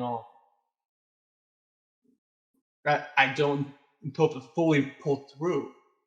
But also, like I could just be hating, but I'll cut it off there. Oh, that's Um, fair. Yeah. and Thanks. and and so last but not least is Mr. Daily Architect, Mr. Logo. What you got this? Roast me, bro. Yeah, I'm about to roast you. First of all, I gave you the Let's 5 go. letters. Does anyone Mm. knows what the 5 letters mean? You guys don't know? Oh yeah, they can speak anyway. Spell it out. It's TRASH for trash. I mean, Dang. I'm just Starting kidding. off strong. It's a very good project. I think Juan said it earlier. Like you have so much potential. Actually, have 1, 2, 3, 4, just about 4 comments. And the first one was I want to say the height of the building. So speaking of the height limitation, if you go back to your sketches early on, you have the section. I think you see you have that set back here, but I don't really see that in the building overall, unless I'm missing it. Because if you look at your rendering, like right at this page, Yeah, the hiding. the shadow is really intense for the building across that. So in this case, the tenants of this building are probably gonna hate you a lot. But I mean, it's only for a few hours in a day, so but I was more looking into your section, but I hope I will see the difference in the overall building. So something I liked is the assembly room placement, and I think you haven't done that. You go back to your rendering and zoom into the rendering of the assembly room, and I want everyone to pay attention to it. You see that entry? This is wonderful. I think that's the best shot of your rendering so far. Like it's just welcoming. It's, how did you call it? You said the floating box, right? Yeah. And I like how you highlight the connection from the streets and the stairs going into the building, and then finding the meditation garden, and that actually gives the whole sense to what meditation is, right? Like that sense of privacy within a courtyard. I think that was really playing out. I like it. The third comment, it would have been, to me, like good to highlight the connection from the other streets too, like you just did from the assembly room. Like if there were like a mirror, action from the opposite, like a street, then you would more highlight that connectivity and that connection, because you call it the connection site, right? So it would be nice to kind of like show both of that. And you could have had the opportunity to do this with the entrance. If you zoom into the first floor, right in this picture, zoom in into the first floor at the entrance. No, to the right of the building I at the entrance. mean the over here. Yeah, where the cluster is. Am I doing what you asked? Yeah, you can zoom more to the cluster, like the circle, the big circle. Oh, Yeah, so like right at that end, I don't know if that's the main entrance here to it's get kind of to the shelter, homeless shelter, but like creating that connection from Henry Street, that relates back to that garden as well. So you can have that connectivity on both from both streets. That I would say. And my last comment is simply the layout. And everybody Those are touched on all this, the especially those are Luca. like Like having these, something and out of four images like this, the focal point or like everybody will get their attention towards the bigger piece of the picture, right? So, and you don't actually, give justice to your rendering. So it would have been okay to me to sort of have all the three images in circles, and especially when you have, for example, the the background, like the city, like to the back of the building like this, and we can still see the horizon line. It'll be good to fade that out so that yeah. like you just fade it a little bit, and so we kind of like focus on the building itself, but we'll understand that the city is just behind. But yeah, I think that was it. Great, Of my great comment. Thanks, man. feedback from the competition. So I know. from He's being that, nice. we will move into having him just present his project. So let's grow a logo. Let's see this. I'm Let's do it. pumped. So stop screen share, Trixie, and then Okay, so I'm sharing mine. yes, sir. Okay.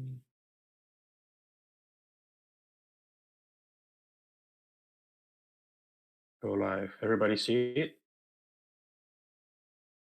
So I'm gonna skip um, the site observation that I showed earlier, and I'm gonna jump on to my it's sort of a site analysis, but it's also another type of observation, but close up. So that was the first one. I was driven by one of the vows that were to the monks. Actually, I'm gonna pull that up here. The number fourth one. I vow to live in humility and to remember the many teachers and guides who assisted me on my spiritual path. So I want to pay attention to the word guides here. And that word just gave me a sense of design in relation to the context. And as you've seen the figure ground and the overall area of the city, the site is actually right between these two bridges. You have the Brooklyn Bridge and the Manhattan Bridge right here. So I wanted to get those axes to sort of help me decide the placements of the major program that I was going to design, which is the brewery, the monastery, and the homeless shelter. So honestly, I just realized that this plan was not going to work because I was trying to get the city grid and in relation to the neighboring buildings, and it was more challenging to sort of think of the shape of the building before looking at the floor plan itself. So I move on to the next one. Another type of organization, I wanted to look at the main entrance because I actually came from the old parking lots. So I wanted to keep that same entrance. I noticed how I could actually set, the setback from the adjacent building because I was looking at the deliveries options for the brewery and for also the homeless shelter at their communal space. And that was just early on analysis that I was making. So, as Tristan stated, my set of documents are not the finals. So I'm just gonna jump right onto the floor plans. So I'm gonna start with the first level. I don't know why one is a little bit rotated. So this is what the design is. And the vision for this monastery was to create a sacred space that incorporates both ancient monastic traditions and modern architectural design principles. So the red arrow highlights the main entry of the building. From the sketch here, you could see the division that I kept, which is having the monastery to the left, to the center, and the homeless shelter to the right. So that's what I have over here. So on the right portion of this floor plan, this is where we're gonna have the homeless shelter, and to the left portion will be the brewery, and the middle portion will be the monastery itself. So every part of the program have their own entrances, but the main entrance will be in the middle, and the rest of the entrances will be to the left of it, because I wanted to make the difference between grand entry and second entry. So when you enter to the building, you get to this, I would say, double volume. And I wanted to highlight the circulation that links both the brewery and the homeless shelter. And the monastery, the chapel of the monastery is right in front of it, because that was, I believe, the main aspect of the project. And to the right of that, you have the cafeteria, or the refectory, the refectory. And so I wanted to keep that connection with the homeless shelter, and keep the entire program away from the brewery, because the two are very distinct. So I'm gonna go to the basement now. So this is the basement plan that highlights where the brewery is. You could see some of the tanks on the left here. And you'll see here, there's like a dock door, and I'm actually going to zoom in. You will see this square here. It's actually a pit, like an open space, in order to, with a lift. I think this machine is called a scissor lift. I don't know if you know what a scissor lift is. It's actually, it's called a cross lift, not a scissor lift. In order to lift all of the packaging that we'll have. And above that, we have a loading dock. If we go back to the floor plan, this is the first level, the loading dock, that have access to the alley, because my building doesn't touch the adjacent building. And I wanted to have that lift because it was sort of difficult to bring all of the heavy equipment down to the basement. And that was my way to resolve that issue. So I'm going to move a little bit quicker to the second level. And that's where we're going to have, you can see the chapel has 2 levels and a little stage here to the right. The left side above the brewery has the monks unit. So I wanted to separate the unit for the monks and the unit for the shelters to the right. And I will zoom into that later on. But right next to the chapel on the second floor, that's where the library starts, because the program also asks for a library in order to create opportunity to grow and develop the mind for the shelter, homeless shelter people. The third level just highlights the double volume of the library and the continuity of the monks unit and the shelter unit as well. So over here in the middle, this is a rooftop from the chapel. So the chapel actually stopped at the third level. The third level of the chapel is actually the roof, and the building continues going up. I have 7 floors, so this is the 4th floor. Nice. So I added a rooftop in order to provide open space and communal spaces as well, actually for both. So in this part here, I added some pergola type of seatings areas, and then the rest just follows with the organizational space for the homeless shelter. That takes the entire right portion of it, and you can clearly see the separation with the monks units. And we see on the level 5 here the monks units, not shells, stop at the 5th level, showing the roof plan, and the homeless shelter continues to until the 7th level.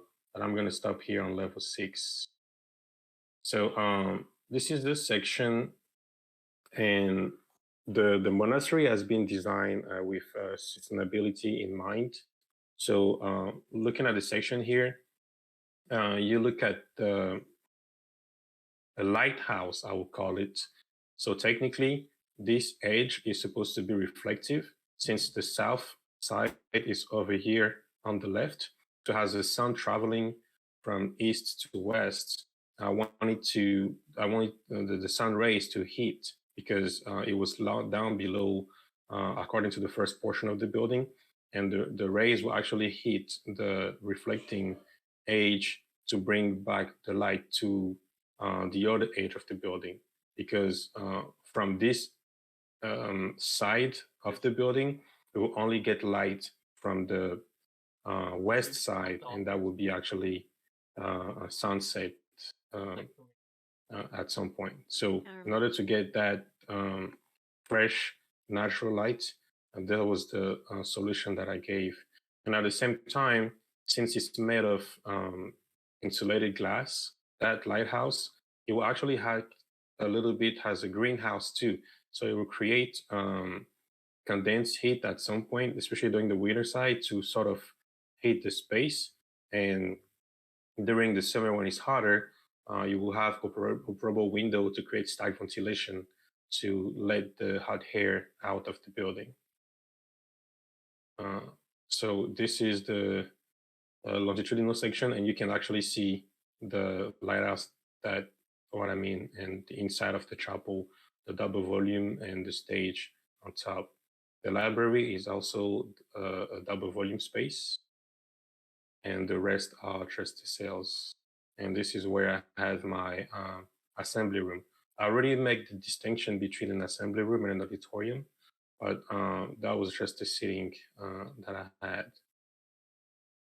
So I also added some of the early axonometric views that I had, sort of to kind of show you in perspective. So this is actually on the west elevation entry of the brewery. So this middle area is going to be the tap room, and the tap room is just a place for degustation, where the clients that will come and buy the beers would simply test the beer, approve it, and yeah. So it's not going to be a bar or anything like this. This is just for degustation area. The front here is just administrative. And like I said, the back here will be the loading dock with the opening in the roof here. This is not supposed to show, I apologize. I'll take care of it. And there's also a shaft here. And the shaft actually takes the pipe from the beer tanks all the way up for the degustation area. So this is now the middle of the building, where it highlights the seating of the chapel, the way I bring natural light in the lobby condition, and this is where the dining room, the refectory is next to the kitchen as well.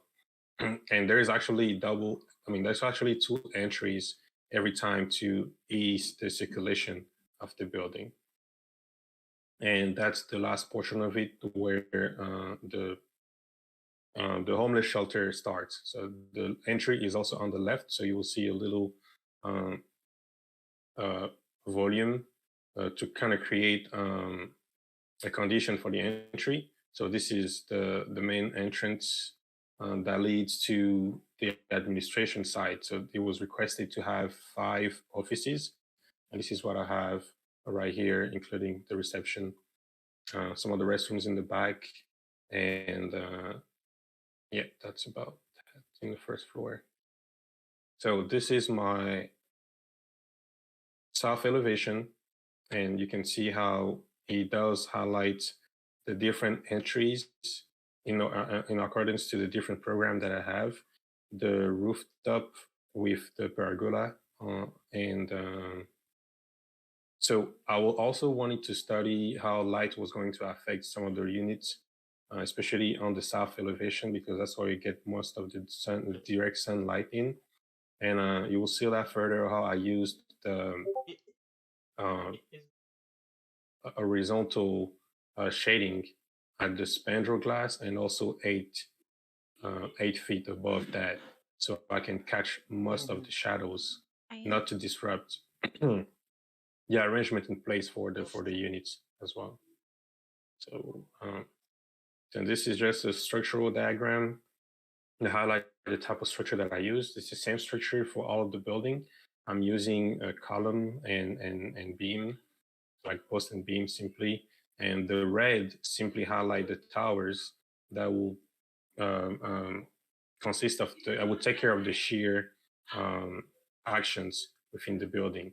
As it is about 200 foot long, and in one side, if we don't have the shear, it will want to rotate. So actually trying to mitigate that condition by having these towers, especially placed here in the middle or the left portion of it. This is the basement HVAC plan. Simply highlight how I choose to lay out the boiler and chiller. So we're using a 4-pipe system for our building, and we needed to apply redundancy, meaning that in case one equipment fail, the other two, or the other, or the third one might actually take place. We replace the one that's failing before we can replace that one. And the diagram goes as those are the pumps that are tied in series for the redundancy that connects to the boiler on the red diagram, and the blue is simply for the chiller that goes to the air handling unit, and the air handling unit will simply dispatch all the temperature as wished. And I have 2 air handling units on every floor because they will serve different areas. That one will serve the homeless shelter and one part of the refectory, and that one will serve the brewery and the chapel. So this is just the 3D diagram, just to highlight the facades of the building and the context in relation to the surrounding buildings. Then those are my unit plans. If I zoom in, so I have the unit family one. Just having 3 people. There is actually no kitchen. There's just a shower and desk, and that's it. Since you already have a refectory where they can all have communal meals. So this is a unit family 2, kind of like 4 beds. Actually have a rendering of that room that I will show at the end. And those are the unit single that only has 2 beds. And this is more of it. So this is now the unit for the monks, and there are actually grades when it comes to the monks. We have the spiritual advisors. We also have just the regular monks, and we also had nurses actually as part of the prompt. So you will see how some of the rooms are bigger, some of the rooms are smaller, depending on the title of the monks. So the spiritual advisors do have a kitchen and sort of a washer and dryer, like the whole amenity for just like a small apartments. And as you go down, based on the titles, the level of the level of luxury also goes down too. So right here, there's no kitchen for the regular monks, and as well as for the nurse, but they all have their own bathroom. And this is my first rendering. This is just a test that I did around the middle of the semester. The entire wall here are kind of different now. I wanted to highlight two different type of material, um, concrete and wood, and simply because it helps to create a peaceful and contemplative atmosphere that is conducive to quiet reflection and meditation. Um, so the second rendering that I had is for the unit of family of four. Like I showed here, where is it? This one right here, and the camera angles look from the left of the closet here to the right. That was the one. Things open. And this was another rendering that I did actually yesterday. The highlight just the staircase element and the circulation going from the lobby to the homeless shelter. So if I go back to the floor plan, it is actually, so it is actually right here. So you see the elevator here, the staircase condition, and the axis of the circulation that goes towards the homeless shelter right here to this entry. And that was this part right here. So this is just a 3D view of the building that I'm going to render later on, because I have my final on Monday, so I still have time to finish with this. But this is actually a shot on summer solstice, right when the sun is the highest in the sky. And I also wanted to capture simply the shadow and how it makes sure I was trying to make sure to block the direct sun and simply to lower also the solar radiation that affects the glass and the room condition, and simply to provide better comfort within these rooms. And so you see I kind of tried to give some names for it. New York Brewery. This is the modern monastery, and simply the homeless shelter. And you see how they both indicate by the color that they are different from the main entry, because I wanted to highlight that entry condition for the chapel, which is the main part of the building.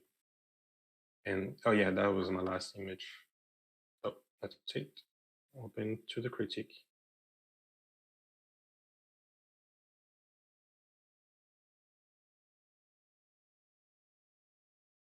Yo, that was tremendous. That was. I'm glad I'm not Thank going you. first. It'll be fun again.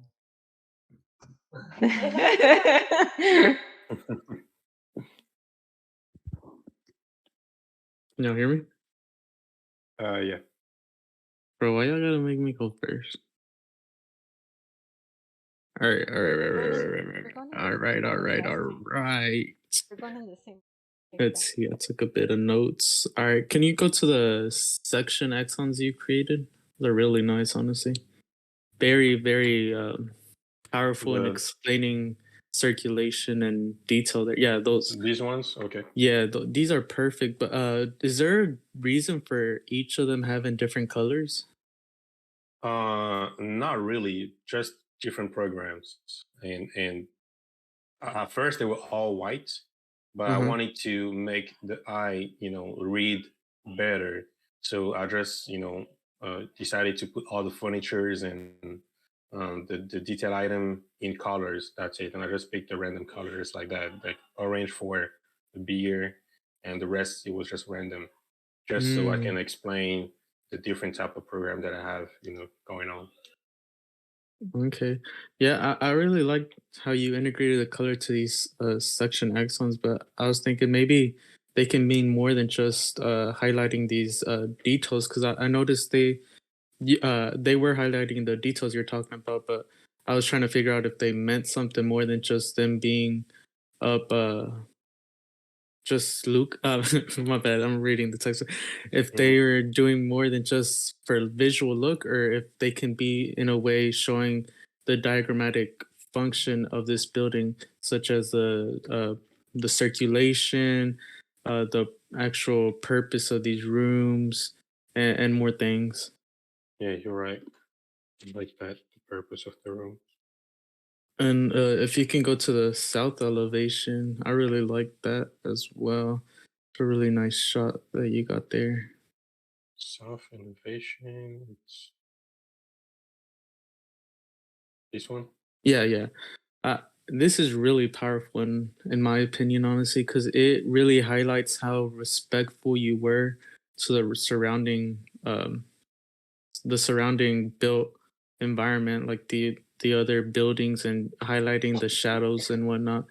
One thing maybe showing a better contrast between what you're doing and what they're doing. I'm not too sure if it's just my screen or maybe you can gray the background and surrounding environment a little more, so they Okay. know. All right, this is my building, or maybe even doing a what's it called, a profile line around your building Yeah, show that difference a little more.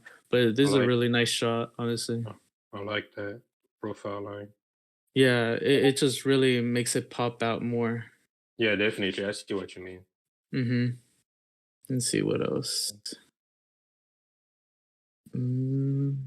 Also, I really liked how you talked about the smaller details we kind of overlook in some cases that actually go into the design, because when we're designing these buildings, we forget the actual how it actually functions. And I really liked how you said in the over here in this area there will be where the delivery is going to be, and it gives them a designated area to pull up to. And you even thought about how to get the heavy machinery down and up, and are highlighting that detail, which is something that gets overlooked sometimes. So it's really awesome hearing you talk about that. And another item I want to talk about was, I don't know if it's just me personally, but with the signage of the entry, I think there can be something a little more powerful done than just the actual name there. Like what maybe going back to the color you were adding in the section axons, maybe they can have a significance here as well. Maybe you think about how there's wayfinding in a way with the color that you are starting to introduce in your drawings. Yeah, I'm glad that you mentioned that because I was hoping to move into this direction from early on in the design, but I just got caught up with the deliverables, and that was like the list of the priority every time. So No, yeah, I agree. I I'm mean, I'm glad you mentioned that. yeah, yeah, that's one thing we kind of just slap on a building during grad school, especially in comp studio, where we're basically going balls to the wall on our project, trying to get everything out there and everything that we need drawing wise for the presentation and for our professors to even remotely even look at it sometimes. But yeah, that's one thing to me that really pops up in a building. Like, what the signage, is it just some regular signage, or is it something symbolic for that building, or is it something more Mhm. meaningful instead of just a sign? Right, I right. agree. The way signage, Hmm. wayfinding But signage. yeah, this overall it was a Mhm. pretty good presentation. I like the detail and the overall talk of it and the flow of what you went through it. But I really like how you highlighted how respectful this building is trying to be, and how respectful it is trying to be to the people that will be actually utilizing it. Amen. Thank you. Hmm. Bro, that was spot on, Fawn. I was, All right, it's y'all's turn now. yeah, I was thinking much of that myself, bro. But that was Miss Bobby. What you think? Yeah, so I just want to first off say that you did a really good job on your project. What I really Thanks. loved about it is that you played with sections. You can tell how much you played with volumes in both the plans and sections. Um, Another thing I want to point out is that I think it must have been challenging to combine the programs in one building, unlike because Tristan kind of separated the buildings or the programs by, in a way, separating the buildings. And you had another challenge where it was all in one building. I wish that you spoke a bit more about that process of combining it in the building, whether through diagrams, because you have. But I do want to say your diagrams are really amazing. I loved every single one of them. I don't have a critique in terms of like the graphic presentation of the diagrams. More so like you already have quite a bit of diagrams. It could have helped to show your thought process behind the design intent of the building, because we saw a lot of well, I know this is also comp studio, so we saw a lot of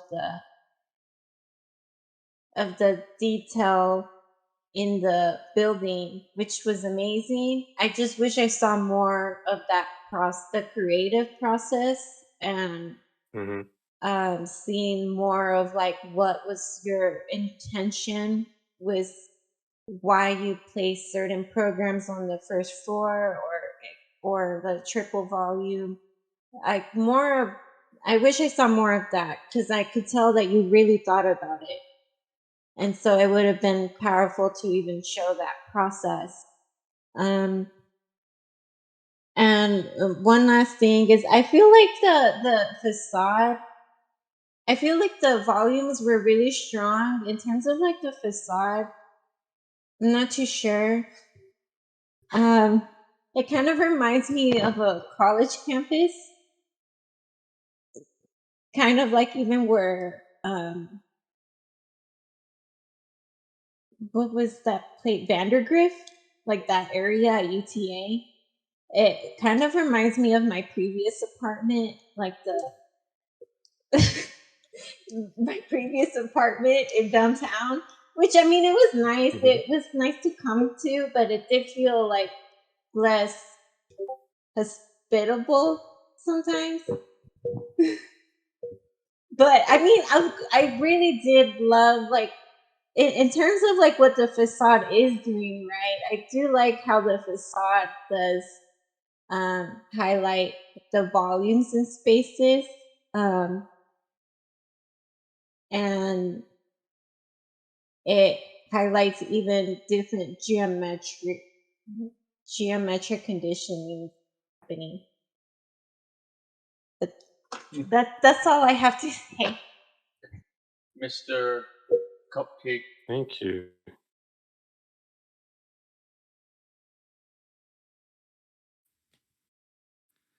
I like how you spoke of you talked about the the thinking process, because that's what's going to come next.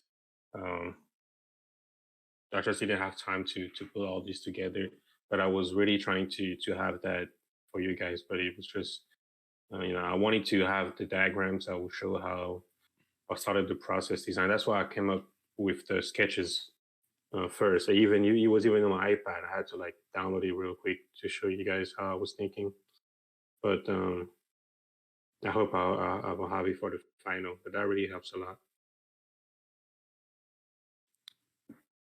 Why, hello there. Hey, Luca. Hey, how are you? I'm good. What's up? All right. I think the flow of your presentation was quite smooth. It was easy for me to follow. I do want to give you straight up props, claps on the back, whatever you want to have it, for those renders of the chapel, as well as the that corridor with the stairwell and with that lighting. I think that was quite beautiful. I think, Thanks. yeah, that was very nice. What did you use? Did you go from Revit to Lumion? Yeah, I used Lumion. So Lumion has the new one that just came. Lumion 13. They has these functions called ray trace. Right. It just makes everything so much better. I was amazed actually. But it's it like makes the V-Ray computer ray tracing, dude. Yeah. Very nice. Could you go to the render after this one? This one. Yeah, me personally, I don't think this shows anything. I think it's a nice render. It could be a picture of, something off of Google, but I think it kind of downgraded what you had been presenting. Hmm. Granted, it's a nice render, but granted, this is not showing me anything. It's showing me four beds and something happening in the background, right? Nothing. I Yeah. think the plan would explain this way better. Um, that's my only take on this. I think this one is extremely weak, and it could be something that they would harp on. Um, so maybe rethink if you want to include that or not. Hmm. But that's besides the point. Um, if you don't mind going to level one, very beginning of your presentation, I'm going to start with my notes. Here and there in these things, you have like, in my opinion, random dimensions that don't need to really be there, because Yeah. you dimensioned on the north end your grid patterns as you should. I would dimension them on the left as well, but the one on the right there where you're dimensioning your stairwell, or down here where you're dimensioning the faces of the exterior building, I don't exactly know. No, To it me, wasn't supposed to be there. I think that was just because I just, you know, printed it and I didn't even pay attention to that. gotcha. Thank Okay. you. Thank you, though. Yeah, I see that here and there in a few of them, but we'll get to those. If you don't mind going to that loading dock, floor plan one. My question Right is, here. yeah, why is that opening so much bigger than the basement lift? So, actually, yes. So if you go to the basement, right, the main idea was to also bring the boiler and the chiller down because I have them in the basement. But the only access that I have besides the main entry, how do I bring it down without having a freight elevator, right? Because I was kind of stuck at some point, so I needed to have a bigger opening to get the chiller, the boiler down, and to also like service them if there is an issue, if you have to Right. replace them or something like this. So that's why they're bigger. I Um, understand the opening in the top, but if you look at that scissor lift, I know exactly what a scissor lift is. yeah, I this don't one think right it's going to be able to even here. Lift that. lift anything close to what you have down there machinery wise. So maybe I Yeah, would I rethink grant that, you. because that little scissor lift and saying, this is scissor lift, I know exactly what that is, and they're not meant for that, right? If Yeah. anything, I would highly recommend you putting maybe a freight elevator in there. I know Hmm. it sounds expensive, but it's what people use to carry those, hundreds and hundreds of pounds between Yeah. levels. Yeah. Let's see here. The separation of the library, the monk units, and the regular units on level two. Why? I guess this is kind of why do that move? Why separate the monks and their units to the homeless and their units? Don't you think that kind of puts it puts in like a little bit of a weird hierarchy between the two, right? Like I think at that point you're already like kind of discriminating between the two people, versus Hmm. if they lived with each other, they interacted with each other, they shared the same hallways, they all felt on equal ground. Because I know monks, their whole thing is to be basically the most people of people that you can be, and not discriminate against anyone. And I think here, Like, granted, I guess, thinking of like privacy and whatnot, sure, that's one thing. But I think maybe the reasoning behind your building would be able to explain this. You need to be able to explain this better, like why you made that move, right? I just So, think, to me, yeah, yeah, yeah. The separation came first because I was thinking of the function attributed to the monks because they are the one taking, uh, you know, uh, taking action in the building. So they control the brewery. They work in the homeless shelter. So they actually work everywhere, right? Mhm. And I just felt like having a designated area for them. So because they're gonna be moving into the building 24/7, not like the homeless shelter where they would just they could just go on about their day. They could be working. It could be like a different, but the monks live there 24/7. and they also work in the first floor of the homeless shelter. I think that's just what I was thinking. I think the because of the function, I just came up with that separation because of that, honestly. But you're making a very good point. Yeah, you might Like you might want kind to of have drives. maybe have a stronger argument than that, because that might be a little Yeah. on the weaker side. I just noticed right here on the right of your monks, that's a double story height space, correct? You might need to put an X through that to show that that's Right here? open to below. No. Yeah. Yes. it North is, of it that. is. Where, right here? Yeah, that's open to below, correct? Yeah. It is. Yeah, That's so the maybe chapel. put an X there and put a note in there, open to below. Oh, thank you. Anyway, on your third floor plan, this is kind of where, like, very strange. Wait, not this one. Was it maybe just the graphics? Keep going. Yeah, here. Okay. What all of a sudden happened with all these like floor hatches and shit? Because to me, that was extremely distracting. Like on floor 1, 2, 3, it was like nice, clean. Only the restrooms had hatches, which is how it's supposed to be. But now all of a sudden, like everything has this concrete hatch. And granted, it might be like a Revit thing. Yeah, but- no, that's a mistake. That's a mistake. Okay. I wasn't supposed to have that. So I wanted to have the hatch on this one right here, right? But Right. I was applying the materials on the structure, and I accidentally applied the material on this floor right here because that was the rooftop. Gotcha. So Yeah, I'll just change drawing that your later, attention but to it to not. Thank you for take that spotting out. this. If you don't mind going to one of your section views, I think maybe the first one. Yeah, so here, I like what you did with your sections. Me personally, I would never turn on shadows unless you're really trying to convey something. Like here, you have shadows on, but your light well, whatever you called it, it's not letting any light in, right? So it's kind of defeating the point of you talking about that. So maybe, personal opinion, I would definitely turn all shadowing off on your sections. It's not worth it. Here on the left, where you said basement 16 feet, that is extremely distracting, having that in like a black hole, right? I think having it black would work, but maybe pull that out of there and do like a ledger line, something nicer. That's just my opinion again. Yeah, that's a good point. Yeah, let's see here.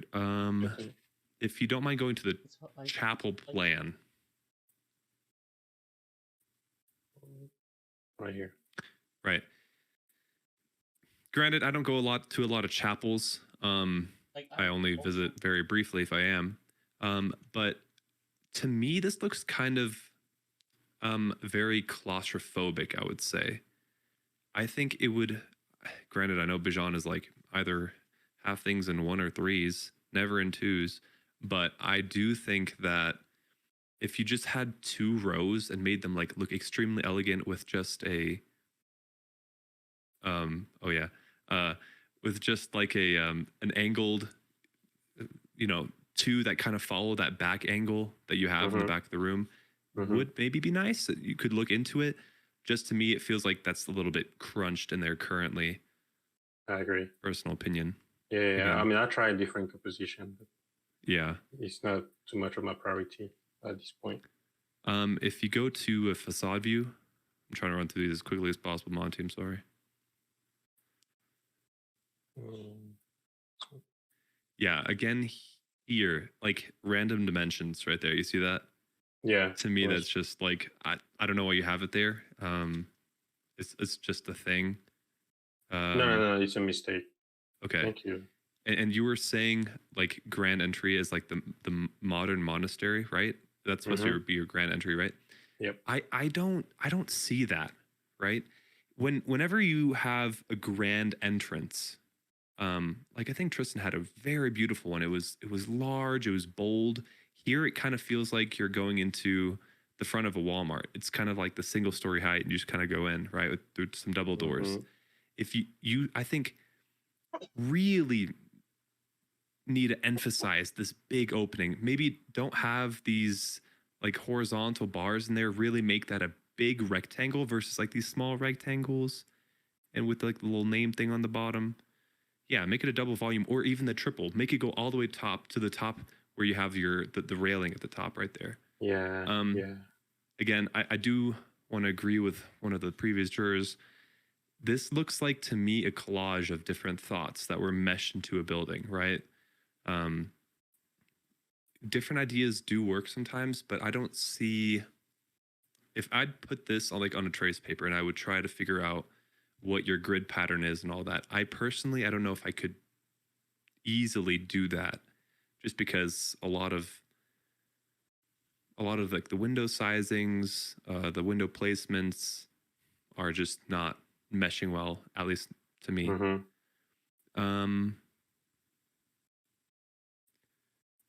Your axon renders, very nice. Again, I would agree with one of the previous jurors, is like the colorings of them. Definitely watch out for those. Colors are there to really show information, to bring something across to the viewer, right? So red makes sense. I understand that. Yeah. But really just keep in mind that you're trying to convey something with this, right? So make sure you have something behind it. And again, watch the clipping plane right there at the bottom, how it chopped off. Not a big fan of that. Definitely. And another thing, if you have such good skill, right, at making these beautiful renders, why didn't you make a beautiful render of your building? Yeah, that's coming. Oh, that's still coming? Okay. Because like the facade, that could be such a spectacular render if you do it correctly. But yeah, I think, I mean, I obviously have always more things to say, but now I just want to say this for both of you. I don't know if Monty, this is the time to do that. It'll be after later. this. Yeah. Perfect. Cool. This is. Yeah, no, I think you did a great job. Yeah. I think the work in front of me is honestly more than I've ever seen you do, and at a much higher level. So props to you. Looks great. Thanks, man. Appreciate it. Yeah. Yeah, outstanding. And Luca just point, just absolutely soaking it in, and then like, oh, this is what I saw, what I don't understand, but then here, oh my god, that's awesome, and here's where it could be. That's just like absolutely like spot on, bro. Like it's like incredible feedback, and all of us could take a note, because it is now my turn, and I'll just like ramble on and on. Because for myself, I found how easy it was to understand the project and how you were thinking and what visually you were trying to show. I understand starting with floor plans, like that's just a kind of our nature. But visually, it's just like I had to build up to it. Like I had to understand the floor plan first instead of see it. Even like us, is it okay what's actually happening? And so that maybe start off by focusing on the model or renderings or the most captivating image that shows the idea or shows the entry to it. But I was able to understand how it was split up. I understand why it's split, but I do actually agree with Luca. Like it could have been interesting to intermix those monks with those homeless people, and I understand why there's different floor plans, but in reality, we are trying to give people just places to stay. And if we're just trying to make it as cheap as possible, like, could a family, like, how long would they have to stay in that room sleeping all to cut it?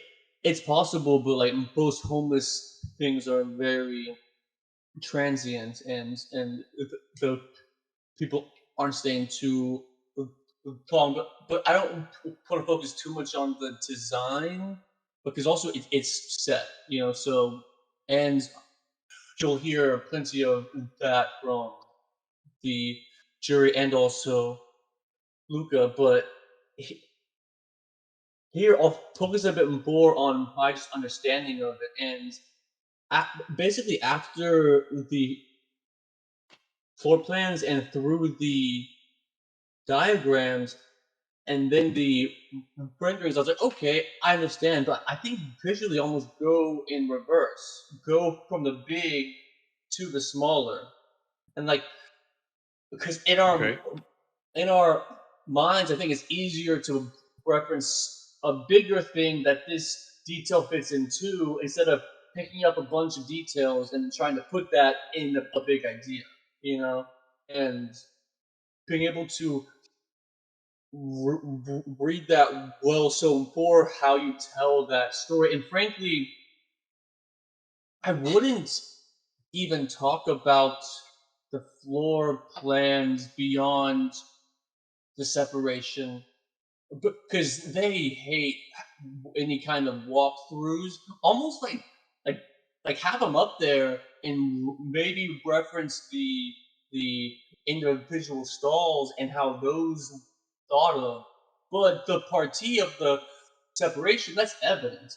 And one last thing, if you could go to the section, um, um, This section. I think it's the one that showed.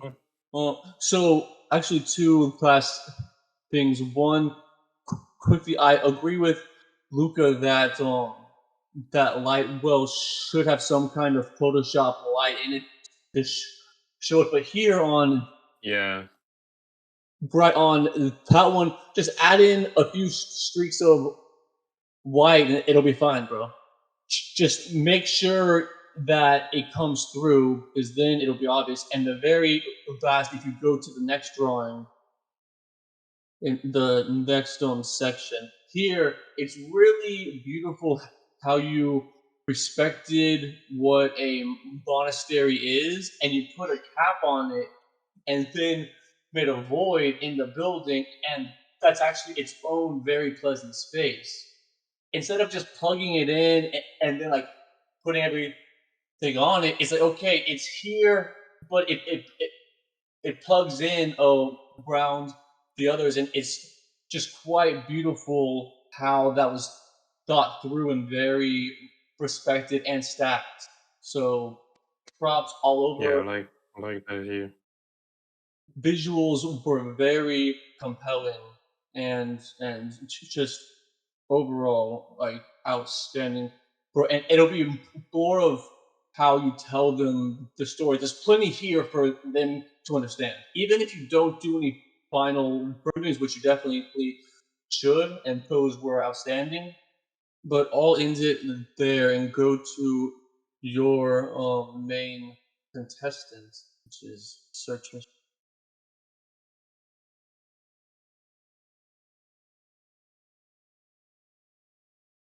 Well, a logo.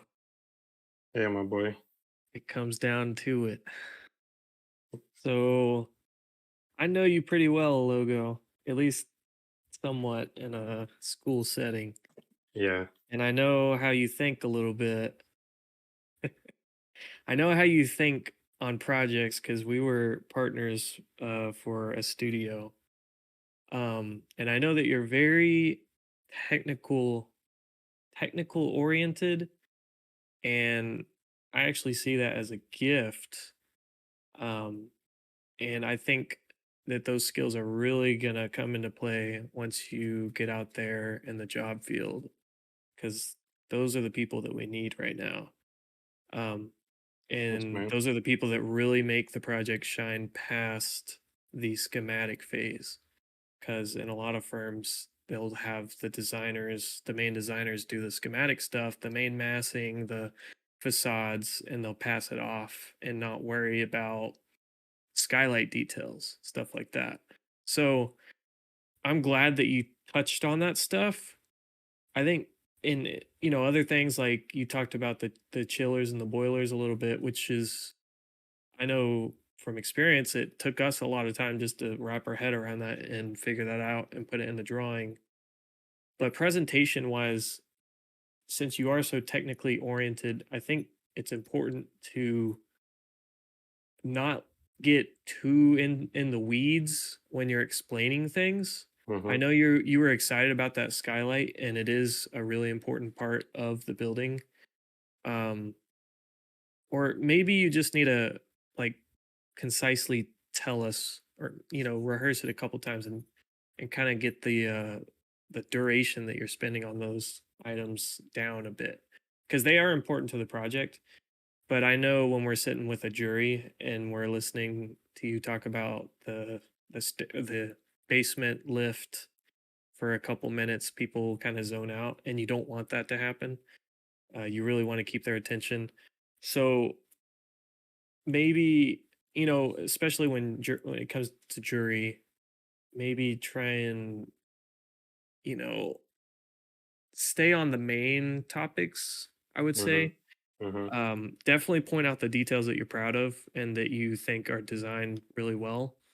But if the people really want to know more about it, they'll ask you a question um, about it, and then you can pop off and be like, I know all the angles and the reflecting angles. I know everything about it, and impress them then. Um, but until we like get to that point of like zooming in on it, there's definitely some kind of edits you can make to your presentation. Other than that, the actual project, can we go to the first floor plan? The Yeah. 3 entries are kind of throwing me off. This So you one. have a left entry for monk housing, or is it the other way around? No, no, no, no. The main entry. Oh, are you guys here? Do I? Oh, are you here? Because I got out of Yeah. the. I don't see Discord. Oh, well, you're I still think here. I think I closed it or something. Oh, yeah. I Oh, think it okay. keeps you in it. Yeah, yeah. Oh, okay, cool. So it's an entry to the building, yes, but it's mainly for um, you know, when the building is in service, they have the brewery as the main, source of income. So the client that will come and buy the beer or place order, they will actually use this entry, communicate with the administrative side, and at the same time taste at the tap room the beer at some point. But Oh, the circulation still stays central because it leads from one point to the other, you That was know, nice. and passes through all the programs. But yeah, it's an entry, but no, also it's just how to access the service. okay. And Well, so it's this main entry, do you see this building as being accessible by public, just any person? Like, is there a reason for anyone on the street to come into this building? You have the Uh, tap room, but yeah, I think that might be only the tap room might be one of the reasons. But I don't want to make it as a bar or an event for people just to come and and try out. But it's more for for the clients that want to place a big order before they make the final decision. They can taste the beer and say, okay, we want this one, and because I think the main option here is just to produce the beer, package it, and deliver it, and that's it. Then the tap room is closer to the administrative side, so that whenever they make it, the final decision, they can actually try and and have an opinion on it. yeah, Luca just put a good point in the chat. Maybe the tap room and those administration offices. I mean, it's too late for it, but I think it should have Yeah, swapped, and the tap room should face the street. Unless you're trying to go for like the speakeasy type of vibe, to where it's like come down the alleyway and then the tap room's right here, which could be cool. I mean, we that were could in be New cool in York, real and life. Yeah. yeah, I mean that's kind of cool. But if it's the only public part of the building, it should maybe be more public. But okay, other than that, so the chapel is sort of the main, it's on axis with the entry. It's sort of the emphasis of your project. With that being said, like Luca said already, it does feel kind of claustrophobic. And then the mess hall right next to it also seems a little claustrophobic, but I'm just thinking of like the infill site restraints. Like there's only so much you can do. And just a question for you: did you actually put all the units that the program called for in the Absolutely, building? absolutely no, because there was just too Okay. much, and that's what I had at first. I think it would have been better to show you the first iteration of it, but I was trying to put everything like 400 rooms. How are you gonna get up 400 rooms in there? Yeah. I mean, 400 people for the auditorium, 300 people for the refectory. Like it was just a little too much. Because even when you look at the square footage of what 300 people take for safety measures for circulation, it wasn't really respecting the program. So, and I looked Mm. around, everybody wasn't really taking care of it. So I just Yeah, decided to go with what I could. it just wasn't really appropriate for the site, I think. Hmm. I didn't really Yeah. take that into. Okay. Well, if you have reduced people, maybe it's not as cramped, but just looking at it, um, I don't know. It I feel like it could be, you could definitely give them more space in it. What's on the second floor again? Can we go up there? Yes. Second floor, so library here. Okay. So the library is the space that um is Yeah, with around the the Figaro staircase. stair. Yeah, Figaro stair, double volume here. Okay. That goes to the reading area. And so what's the space at the sort of right in the middle of the plan that faces like the double volume in the at the south? This one right where? Like where This those one two right here. doors empty out at? The Two two, doors. yeah, those doors, this room that they're swinging into. Is It's this not a just room. like This is just circulation. circulation? Okay. Yeah. Uh, I feel like maybe the building is missing a spot for more congregation. Maybe it's just like general congregation, even if it's not included in uh the program that we're given. I feel like it's our duty to as architects to bring in cushion space for the occupants. And cushion means, relaxation, hangout areas. It's kind of like some lobbies of buildings are just like these really Mm-hmm. Mm-hmm. large space where you can do more than just sit and wait for, to be helped by the receptionist or something. So it does feel kind of claustrophobic, the building, but at the same time, given the constraints of the site, you did. I feel like you did make like a very comprehensive building, and I like the zoning that you did with the different programs. I think it works out. So I'll stop there. Excellent, excellent, Tristy. It's always wild interviewing, or I mean, really reviewing your opponent or like someone who is also on the exact same type of project. Yeah. And then like, oh, what did they do that I didn't? But I'm gonna get everybody else up here. Mr. Cupcake Ninja and Mr. Juan. Mr. Cupcake. Brady never showed, huh? Yeah, Brady's like, oh, I'm not gonna be there, or I'll be there at 8:30 y'all's time, and then. Oh well, that's okay. But it's all good. I mean, We still had, yeah, we had I mean, some banger comments. yeah, yes, Luca coming in clutch. super close, bro. Just pop, pop, pop, pop, Yeah. pop, exploding. So now What a that dreck sack. Lovely. Throwback. Shout out my German people. Now that all of us have seen both of them, what are our initial? So just for clarification, we're not deciding a winner right now. I think we're just gonna talk about it, and then next stream we'll I thought that'd be after. sort of go back and revisit it. Yeah, Good, yeah. we'll create a poll after yeah. this so everyone can vote Yeah. privately and individually, and it'll be a Right. hidden thing where it'll be announced next week so people can tune in and see who won or Right. what the people thought. It'll But be I Get a mean, prize. everyone's free to comment on Prize any of money. our medias and exactly. Who won? Yeah. Who knows? $1 Exactly. $1. 50 cents each. inflation, bro. Come on, man. But Inflation. before we move on to open discussion, we have an eval of each of y'all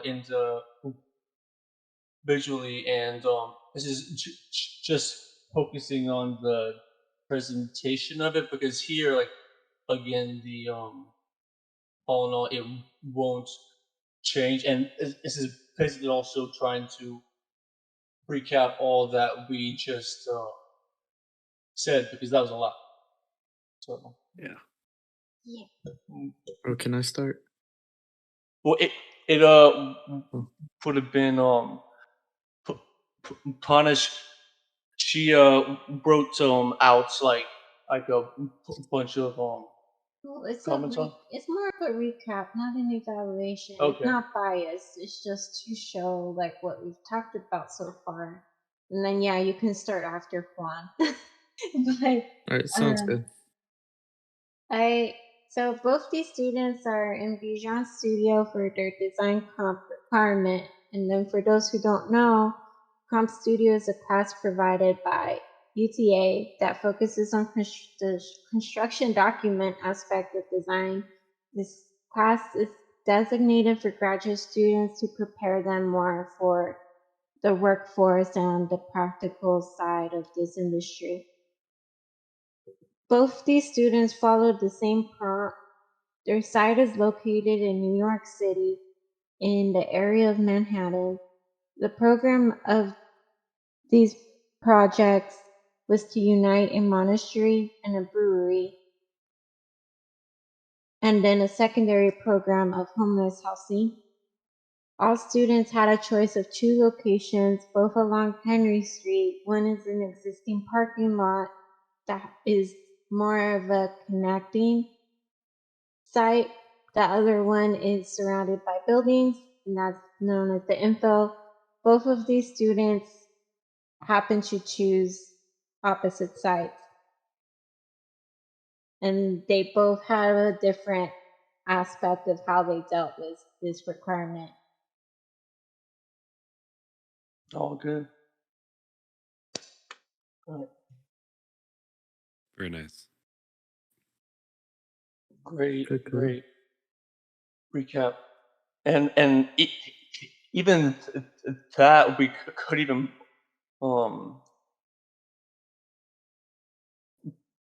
place at the beginning and the end of like brief framing it, but like spot on of explaining the program and everything.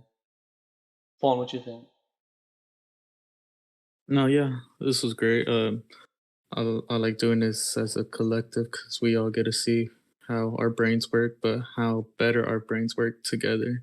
So it's really cool how we're able to piggyback off of our comments. But one comment for the both of y'all, or more so a question, like what are the moves for this specific program? I know this program might sound like diabolical in a way, but it is actually really interesting and it's something that we don't have in the real world. Like, so they give y'all this yin yang building, and how are y'all gonna come up with this solution?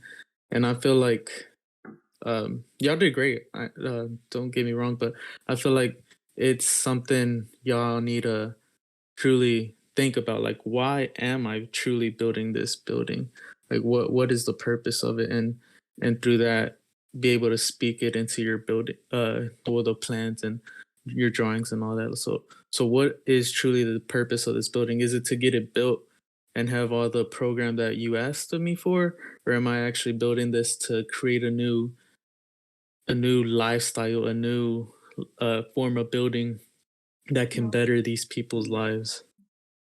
So, Yeah. and that's one thing in like in the real world that it's hard to find a prompt like that anymore, because it's mainly, hey, I need this building and it needs to have all this, and I want it now or by this time, and that's what we hear a lot. But this is a cool thing about school, where you get these weird yin yang buildings where you just have to create a new purpose that you probably never even heard about, and it just opens up these opportunities for you to truly think, how can I change the lives of these people? Right. Yeah. I kind of just want to like piggyback off of that one. I think that was, I agree with everything.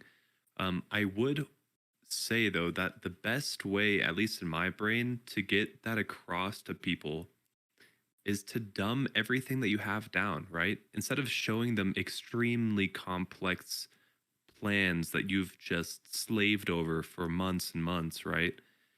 Where are the diagrams, right? You need to dumb it down for the people to look at something and realize like, oh my god, that's what they're trying to do. I totally understand. Versus you trying to shove it down their throat, and force feed them this idea that you have in your brain that's obvious to you, but not to anyone else, right? For me, I always include, even in the professional world, diagrams is the way to go. Because clients love seeing something beautiful that you've done, great renderings, but once you show them a diagram of like, hey, this one has 3 parking garages, this one has 2, this one has one that's underground, and this one has one that's, taking one of your third levels, making that into a garage plan. It's easier to understand versus like what you have in plans. So like, I really want you guys to, the ideas that you're trying to express by your project, develop that into a diagram that is easily read.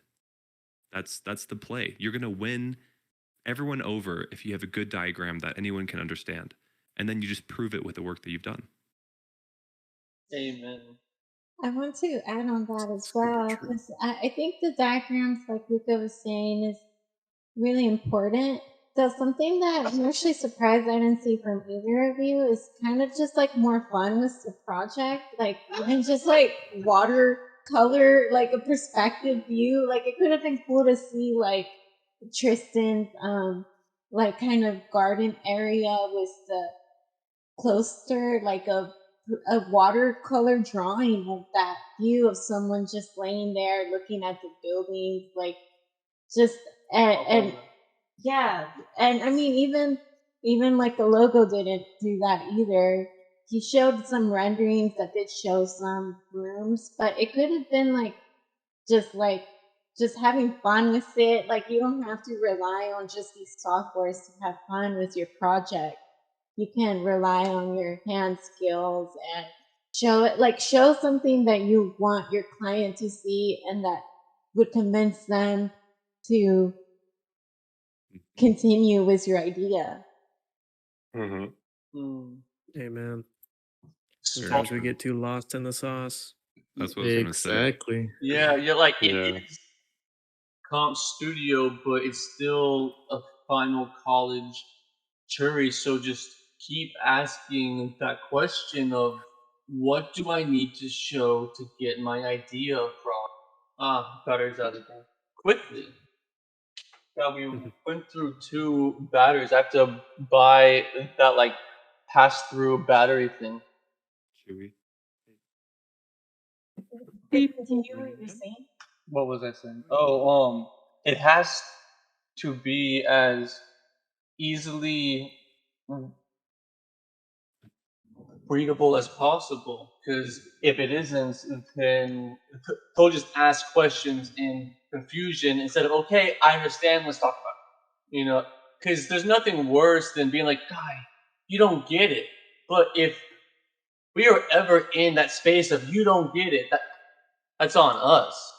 We are in the job of graphic, of communication, visually and vocally. Like, it's so crucial for us to be so spot on with how everything is said, shown, and even we get in trouble of just saying things that we can't actually bring to life.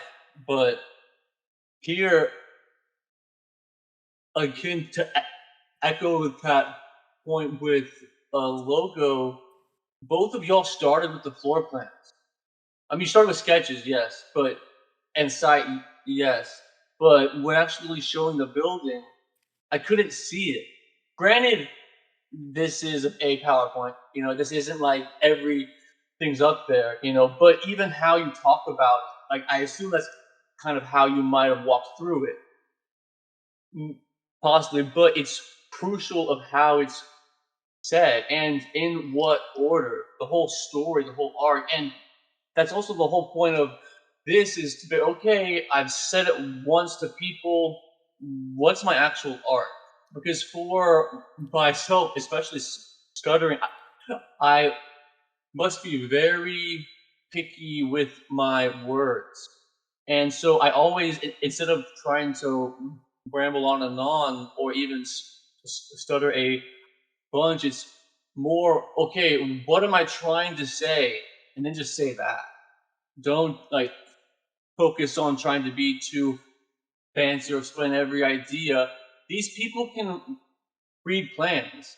They'll see it, but also they'll be sitting down, 10 feet away. How big is it printed? So like, are you actually talking about it?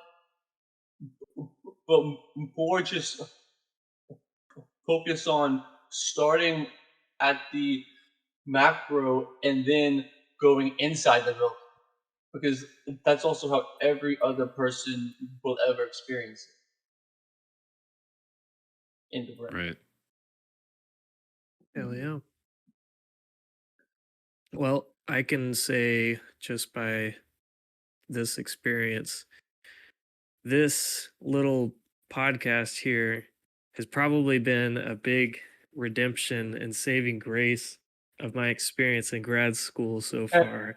Because this that we're doing right here is 100 times better than the crits that I'm getting Oh yeah, in college by 100%.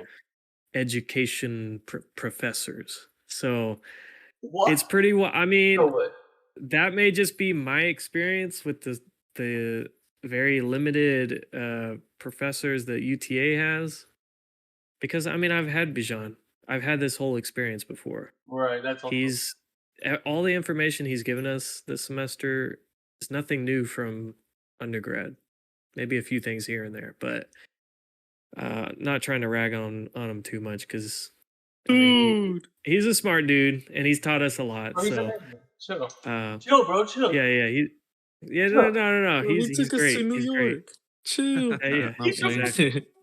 Yeah, he's great. But like getting the time to like go through this for real, and I think the age thing is really big factor because you guys are a lot more like-minded. You can explain things to me better. You can tell me how I've done something wrong better. I mean, the professors that I've had that are younger were always my favorite studios. So Like, I don't also, know if that's just like a with one exception. But Dude. no, but this is great, and I can't imagine like Really? this being something that a lot more students have access to, and I really wish that they did. Oh, they It will. doesn't even have to be us, but like get your peers to help you like talk this Right, stuff right. through. You get a lot more in depth about the profession that you're going into. Right. Sometimes we get too like robotic in what we're doing and just like being lost in the sauce and Revit. It's like we forget why we're even doing the project. Like, what about the culture of the what about the monks and the, just thinking about things in a deeper way. We forget to do that sometimes, and these kind of discussions help us what really matters, the love in architecture, right, Luca? Mhm. Yes, Where's the Yeah. love? I mean, Amen, that's what brother. I'm saying. like part of Um, Montgomery's idea was to like make connections with students at UTA and then have them come on here and we review them. And like schools out here, schools in Denver, schools all over. Yeah, A like having this kind of practice, and even just starting with people we know and even our stuff. But the main thought is to help with school projects, to in school be able to practice. In the more professional side, it's also to practice for us, but that's much more of a holistic kind of approach rather than just I need practice, I need practice. And people, this is probably a little more comfortable than like standing in front of 5 professors, you know. It's like probably a bit less daunting. But it us is a the space. mic's messed up. Hello. Yeah, we Okay. just missed like the last couple words. Okay. Did the mic lose battery too? Dang. No. I'm But playing. but for us professionally, where it's most of it just lost in the fucking sauce with Revit, or I'm in AutoCAD still somehow, but being so stuck in these very technical systems, and building a house is so technical that it's very tough to just bounce off ideas. And this is also a space for that we actually don't get in our jobs. At least at this level, it's still just okay trying to understand all the pieces, and then once we do, then okay, I can start painting. But I'm still learning how to paint or how to play the piano. But especially if it's all of us together, like we've all had very different jobs as well, you know, and can have a bunch of like different input. And so I just like find this to be almost infinite options of what all of us as a group can't even do. But so, what was what was your feedback on this experience, logo? What you think? I mean, I'm actually very glad for what's happening here. I think this discussion on architecture has highlighted the importance of the design, in the shape of the environment, in everything, and that's a huge impact, on our daily lives. Like I wasn't expecting this to actually even go on for more than an hour, but Yeah, like Tristan said, it's 3 that hours. was I would say that's one of the best reviews I've never had in my life.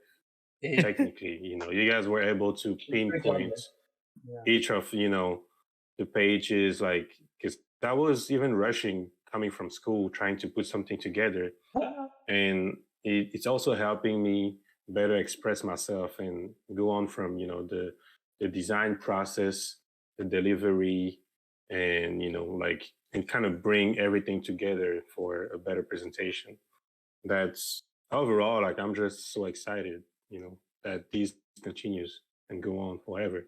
Honestly, that's my first time even doing something like this. Yeah, me too. Me too. But it's exciting.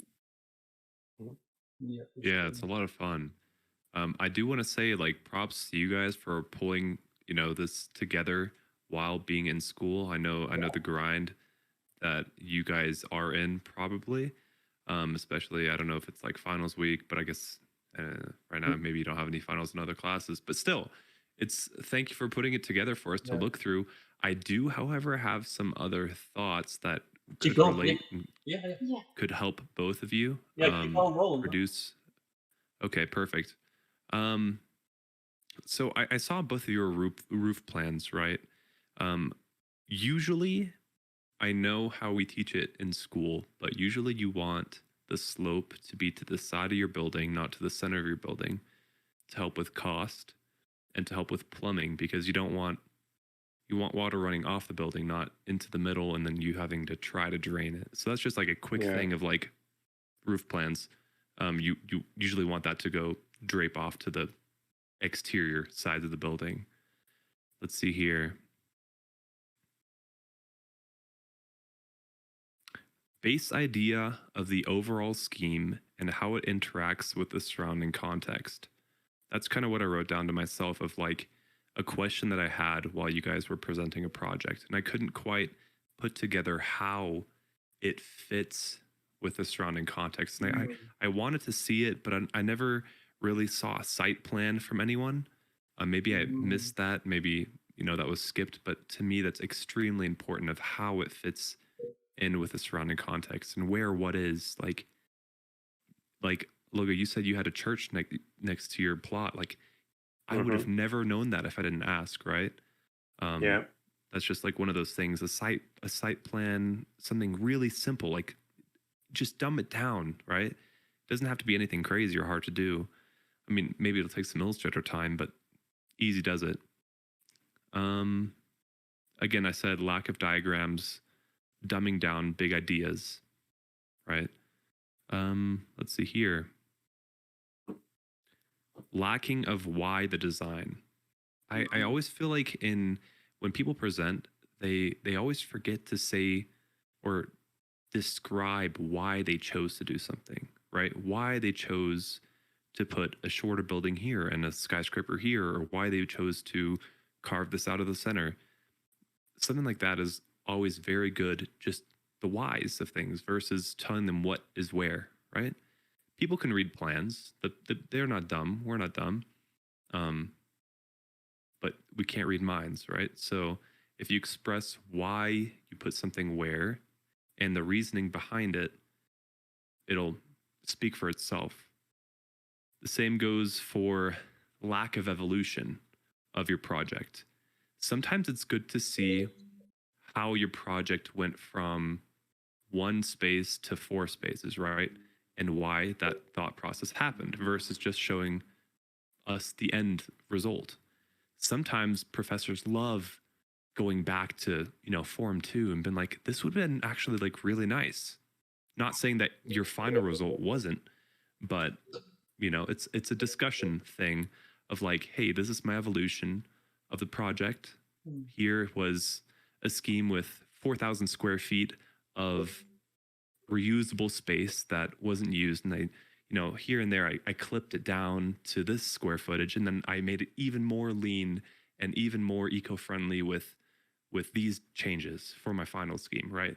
If you guys are trying to really push being environmentally friendly with this building, well, where was it in your presentation? I didn't see it. I saw some light wells. Well, cool. Have you thought about layering the roof with, I don't know, solar panels maybe? Or the sides of your building, if you have one facing that's, has intense sun, and where's your sun studies?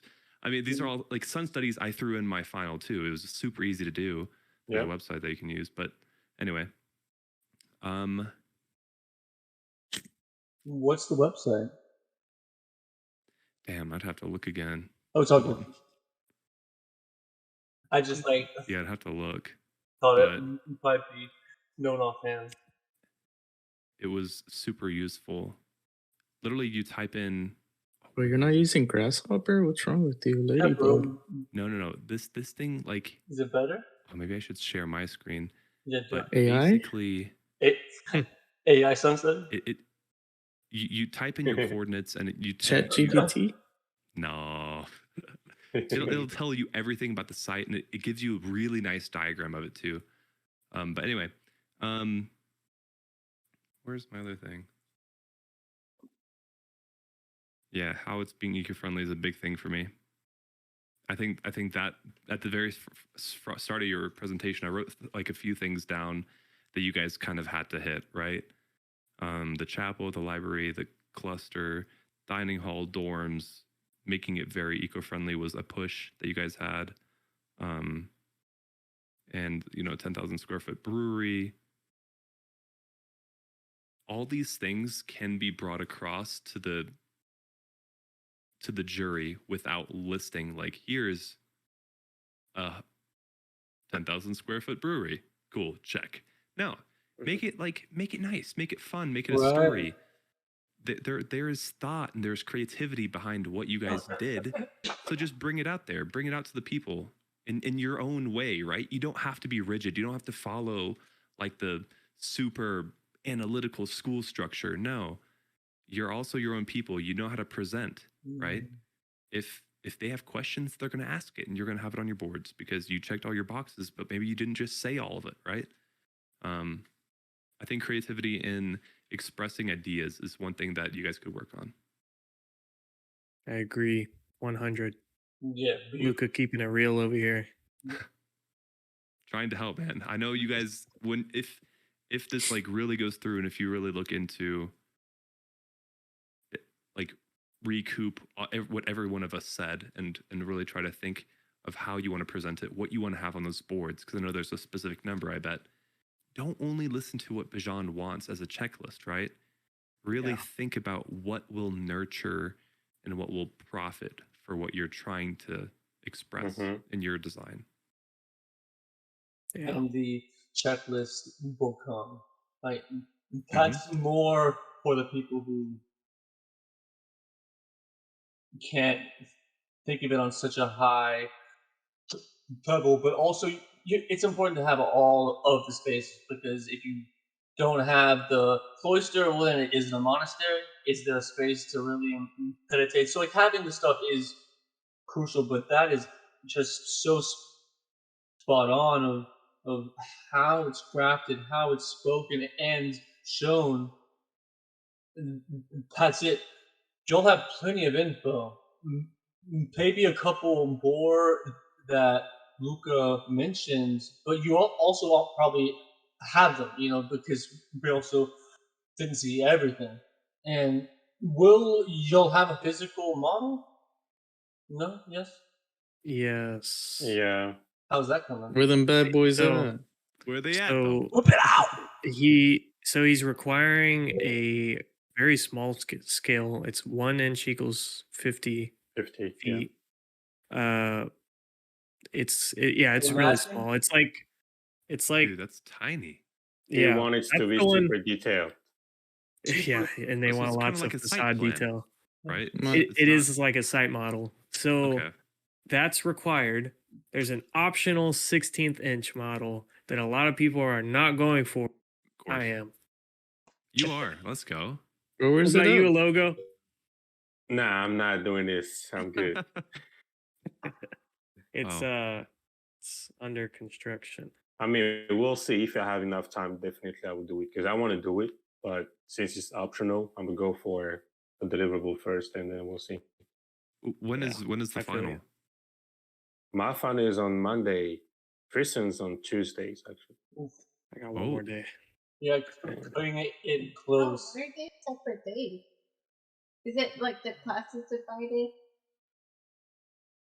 Yeah, so earlier in your recap you said we were both in Bijan's. I'm in Bijan's, he's in McDonald's. It's a joint Oh. studio. So we have the same like project, but it's run kind of separately. Is it the same for everyone? Like every comp studio is like the same? This is the only Well- comp studio this semester. Yeah, there is actually 16 people in each studio, so it's gonna take 10 hours for a review of That's so 32 long. people. Like it's Wow. yeah, it'll be. Yeah, they need more Very long. staff, to be honest. Like More break it up. space. Like, because Yeah, also it's a crowded room too. right. And I Hmm. feel there's just different ways we can go about presenting this, because even like as I sat here and watched both of y'all's great presentations, it's still like the slideshow, and it's still like it could be even more integrated.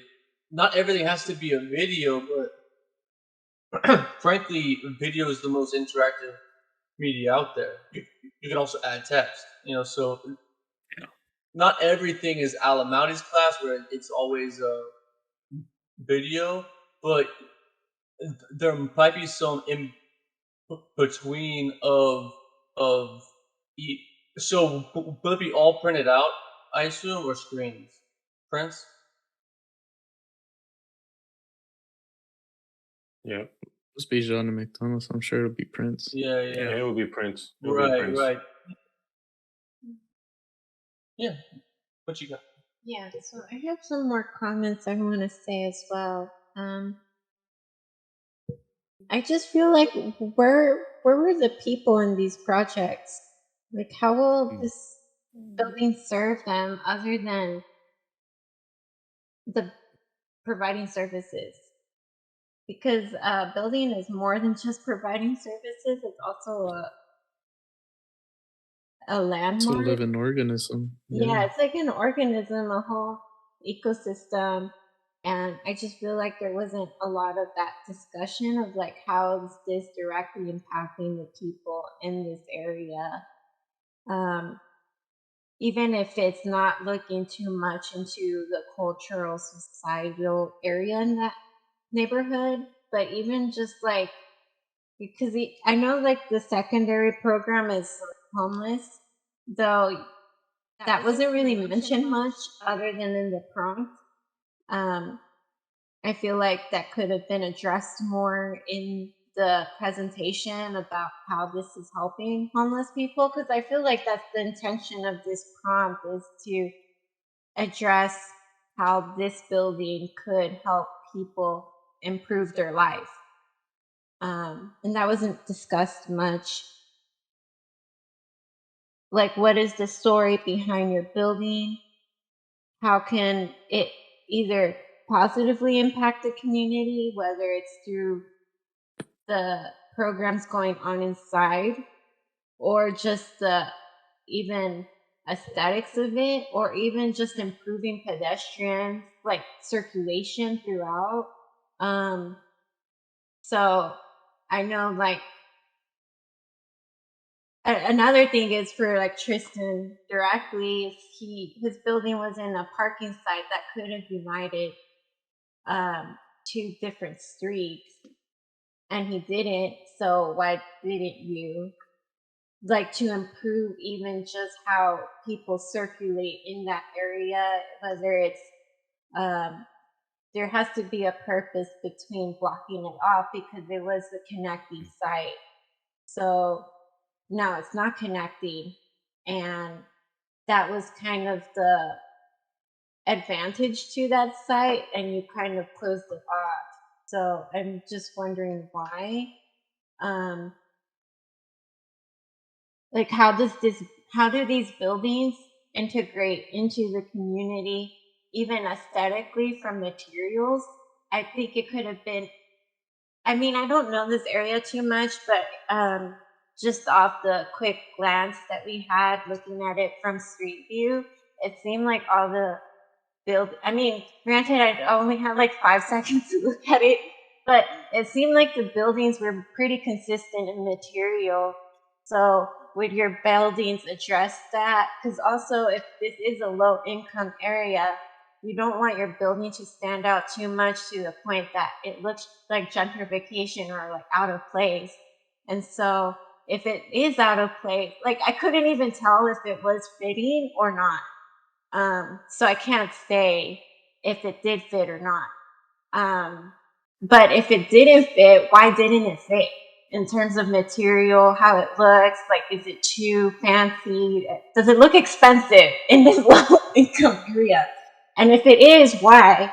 And if it does fit, that could be a good story to tell about how this unique building, because this building addresses many things, it has different programs.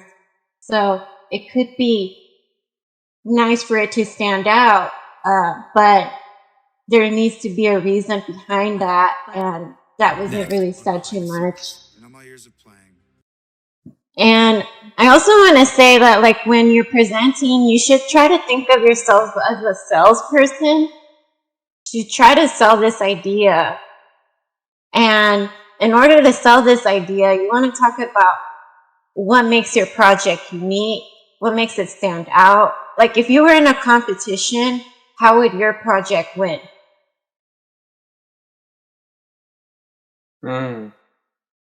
I totally agree with that. Yeah. Absolutely.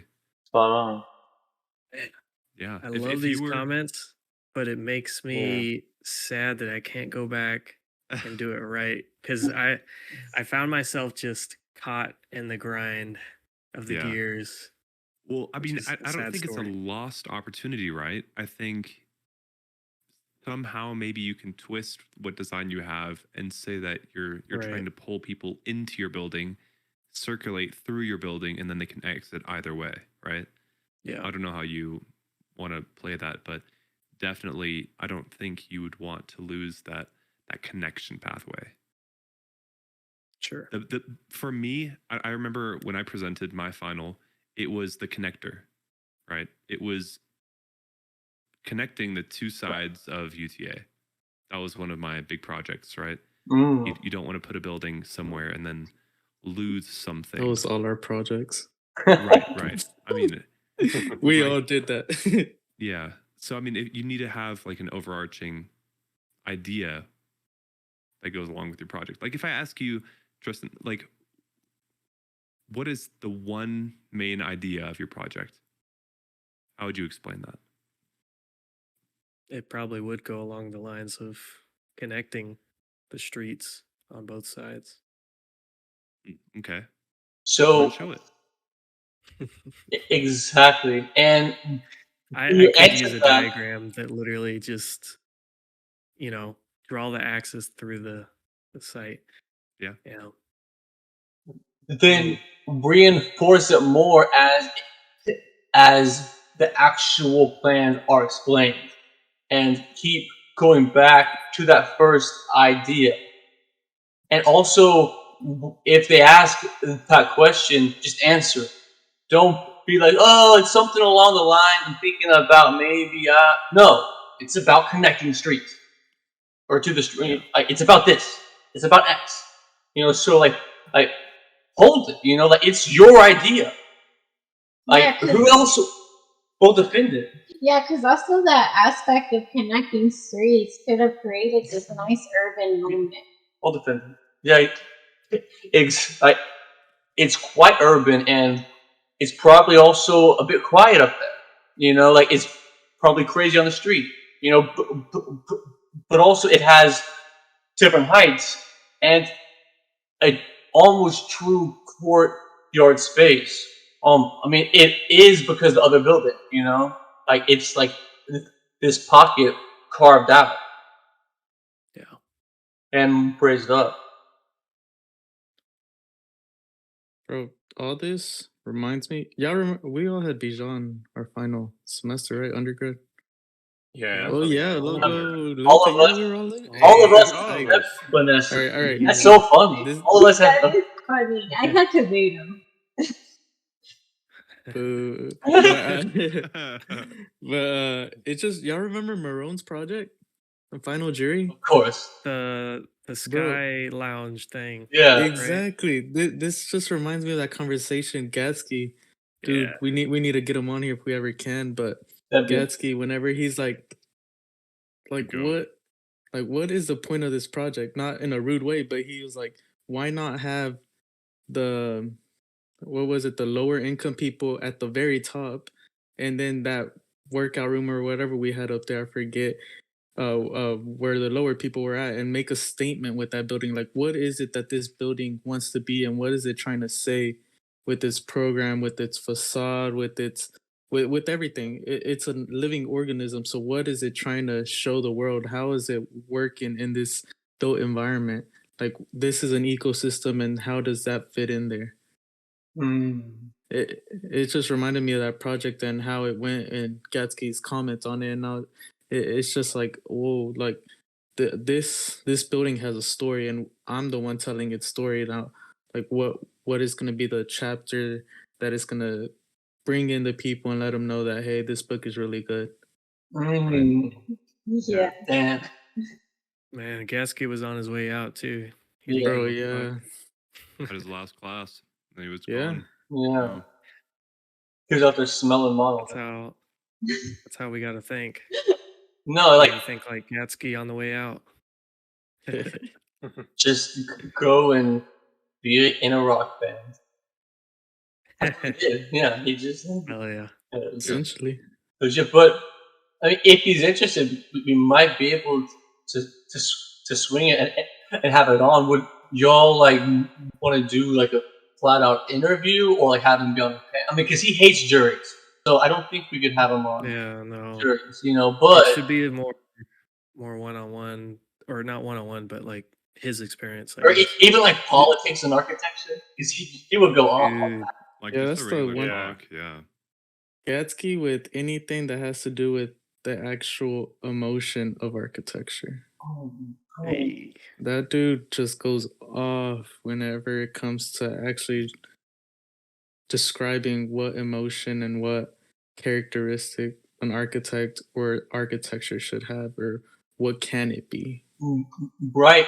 Apply that to your buildings, guys. Exactly. Yeah. Bring that through. What's the emotion? Scream at these people if you have to. Cry. You know, but like present this with your heart, guys. Like Mhm. it is just a final project. It's just your last one ever in architecture school. It's just you know, you could just like phone it in and you know, like whatever. Or it's your last one ever, guys. So Blow those Yeah. kids out of the park. Yeah, Whoever swing your it. classmates are, yeah. show them up. Yeah, exactly. I They can't don't have this advice. exactly. Dude, Just Unless they hop on tomorrow or something. yeah, exactly. And, Yeah. I'm saying- no, we're closing it. right. No, but like, what if this happened in the middle, you know, and Bill spoke about it, and like in like February, March, and just hey, here's our thoughts. Do with them as you may. None of us care at all. You can take them. Don't. I honestly don't even remember everything I said. So it's like just take with it what sticks do. out to you. Well, I mean, yeah, I mean, I have some Jeez. notes, but like, I mean, Luca came out swinging. Like, imagine him on an actual in-person jury. Like, have you done that yet? I'll beat his ass. You have? Yeah. Bro, you need to How was that, bro? do more. It was amazing. Who was it with? Oswald? It was oh man. It was after we graduated. I was invited to an architectural jury. Where was that?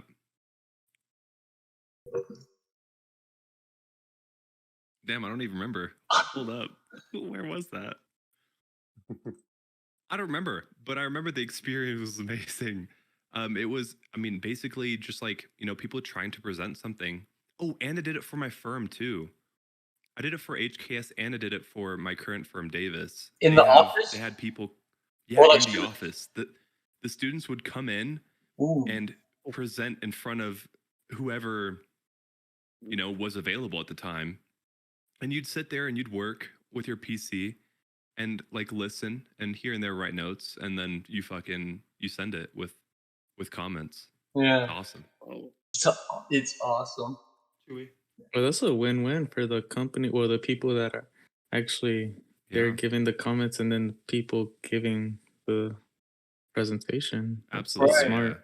Yeah. Yeah, I think they were like partnered with a school here, you know, the college. So kind of makes sense. But no, it's definitely like a great experience. I think it helps everyone all around. And, you know, I think all of us, you know, enjoy listening to it and enjoy trying to help people, right? It's not like we're trying to tear you down. It's we're literally giving you our time and effort to, you know, give you some food for thought and hopefully enrich your project. Right. Yeah, I appreciate it, guys. Hmm. We're closing in on that 4 hours. Yeah, It's been a hell of Yeah, a actually, dream. probably It went by have to fast. jump off here soon. I have to but- leave in few seconds. In a Few few seconds. Yeah, Holy shit. crap. All right. Come on, Yeah. come on. I wanted to say a few minutes, but I was like, yeah, because It's all good. I was working at the same time, you know. So Yeah. kinda- Yeah, this wins I like didn't sleep last night. Oh my goodness. A Well, bit. Yeah, A bit. yeah, we're crunching. yeah, thank y'all both so much, like so much effort and time and time away, but hopefully this actually helps. You know, this is invested time. You know, and so Man, that was just awesome. That Hmm. was awesome. Listening to you guys, reflecting back to the process of designing, presenting, everything was just perfect. Like I really appreciate it, and I'm glad that we all here together on the spot. That was awesome. Amen. Love to hear that, man. I'd love to see whatever final products you guys come up with. Yeah. Yeah. Yeah. Yeah, I would Yeah. love if you guys record it, even like your Yeah. journey. Or live stream it. Yeah. Live Yeah, stream. I was actually recording. We have right now. I have 3 hours and 32 minutes of recording. Oh, nice. Sweet. Is audio or video as well? It's the screen, so it recorded everything. Oh, beautiful. Would you drop that in the G drive? Oh, let's speak after how to. But to close it out, just thank you all so much. This went way beyond anything I even thought. I'm blown away. Thank you all. Thank you all. Thank you all. I wanna do this more and more and more and more, and Yeah, not just this and expand one thing, but just push architecture forward. Because it is a thought, and it's a thought that then becomes buildings and something that's around at least until the next apocalypse. So, Right. so thank you all so much. yeah. Looking Alrighty, forward to well. the next one. Yeah. yeah. Yeah. Yep. Well, good luck on your presentations. I, give you all of the thumbs up. Good luck and kill it out there for us because I sure do miss school. Yeah. Quite honestly. Yeah. Exactly. No, I don't think so. I don't think so. I'll miss it. Just wait. For- Give it yeah. 2 years being out of school, and you'll be like, damn, man. Yeah. No, I miss exactly. you, man. Like, you know how long I've been in school, bro? 10 years. I'm tired. You're gonna miss it. Right. But I don't think so. I miss it. I miss it too, Luca. I understand. It's been Yeah. 3 years. 'Cause, Yeah. Or is man, it I 4 did. now? It's 4 years. Too Yeah. long. Yeah. I could. Yeah. It's been. I could only do 2 years out of undergrad. Yeah, I miss some stuff, not all. Yeah, if I miss it, I'll just start my own school then. There you go. There you go. Dang, be a professor. Hey, Yeah. go teach. Yeah. Right here. And in person. Yeah, Mm-hmm. But Poser University. poser. Thank you all again. All All right. right, guys. I'm going. It's outstanding. It's outstanding. And Yeah. we'll Sounds have good. our weekly call next week and set up what that's all about.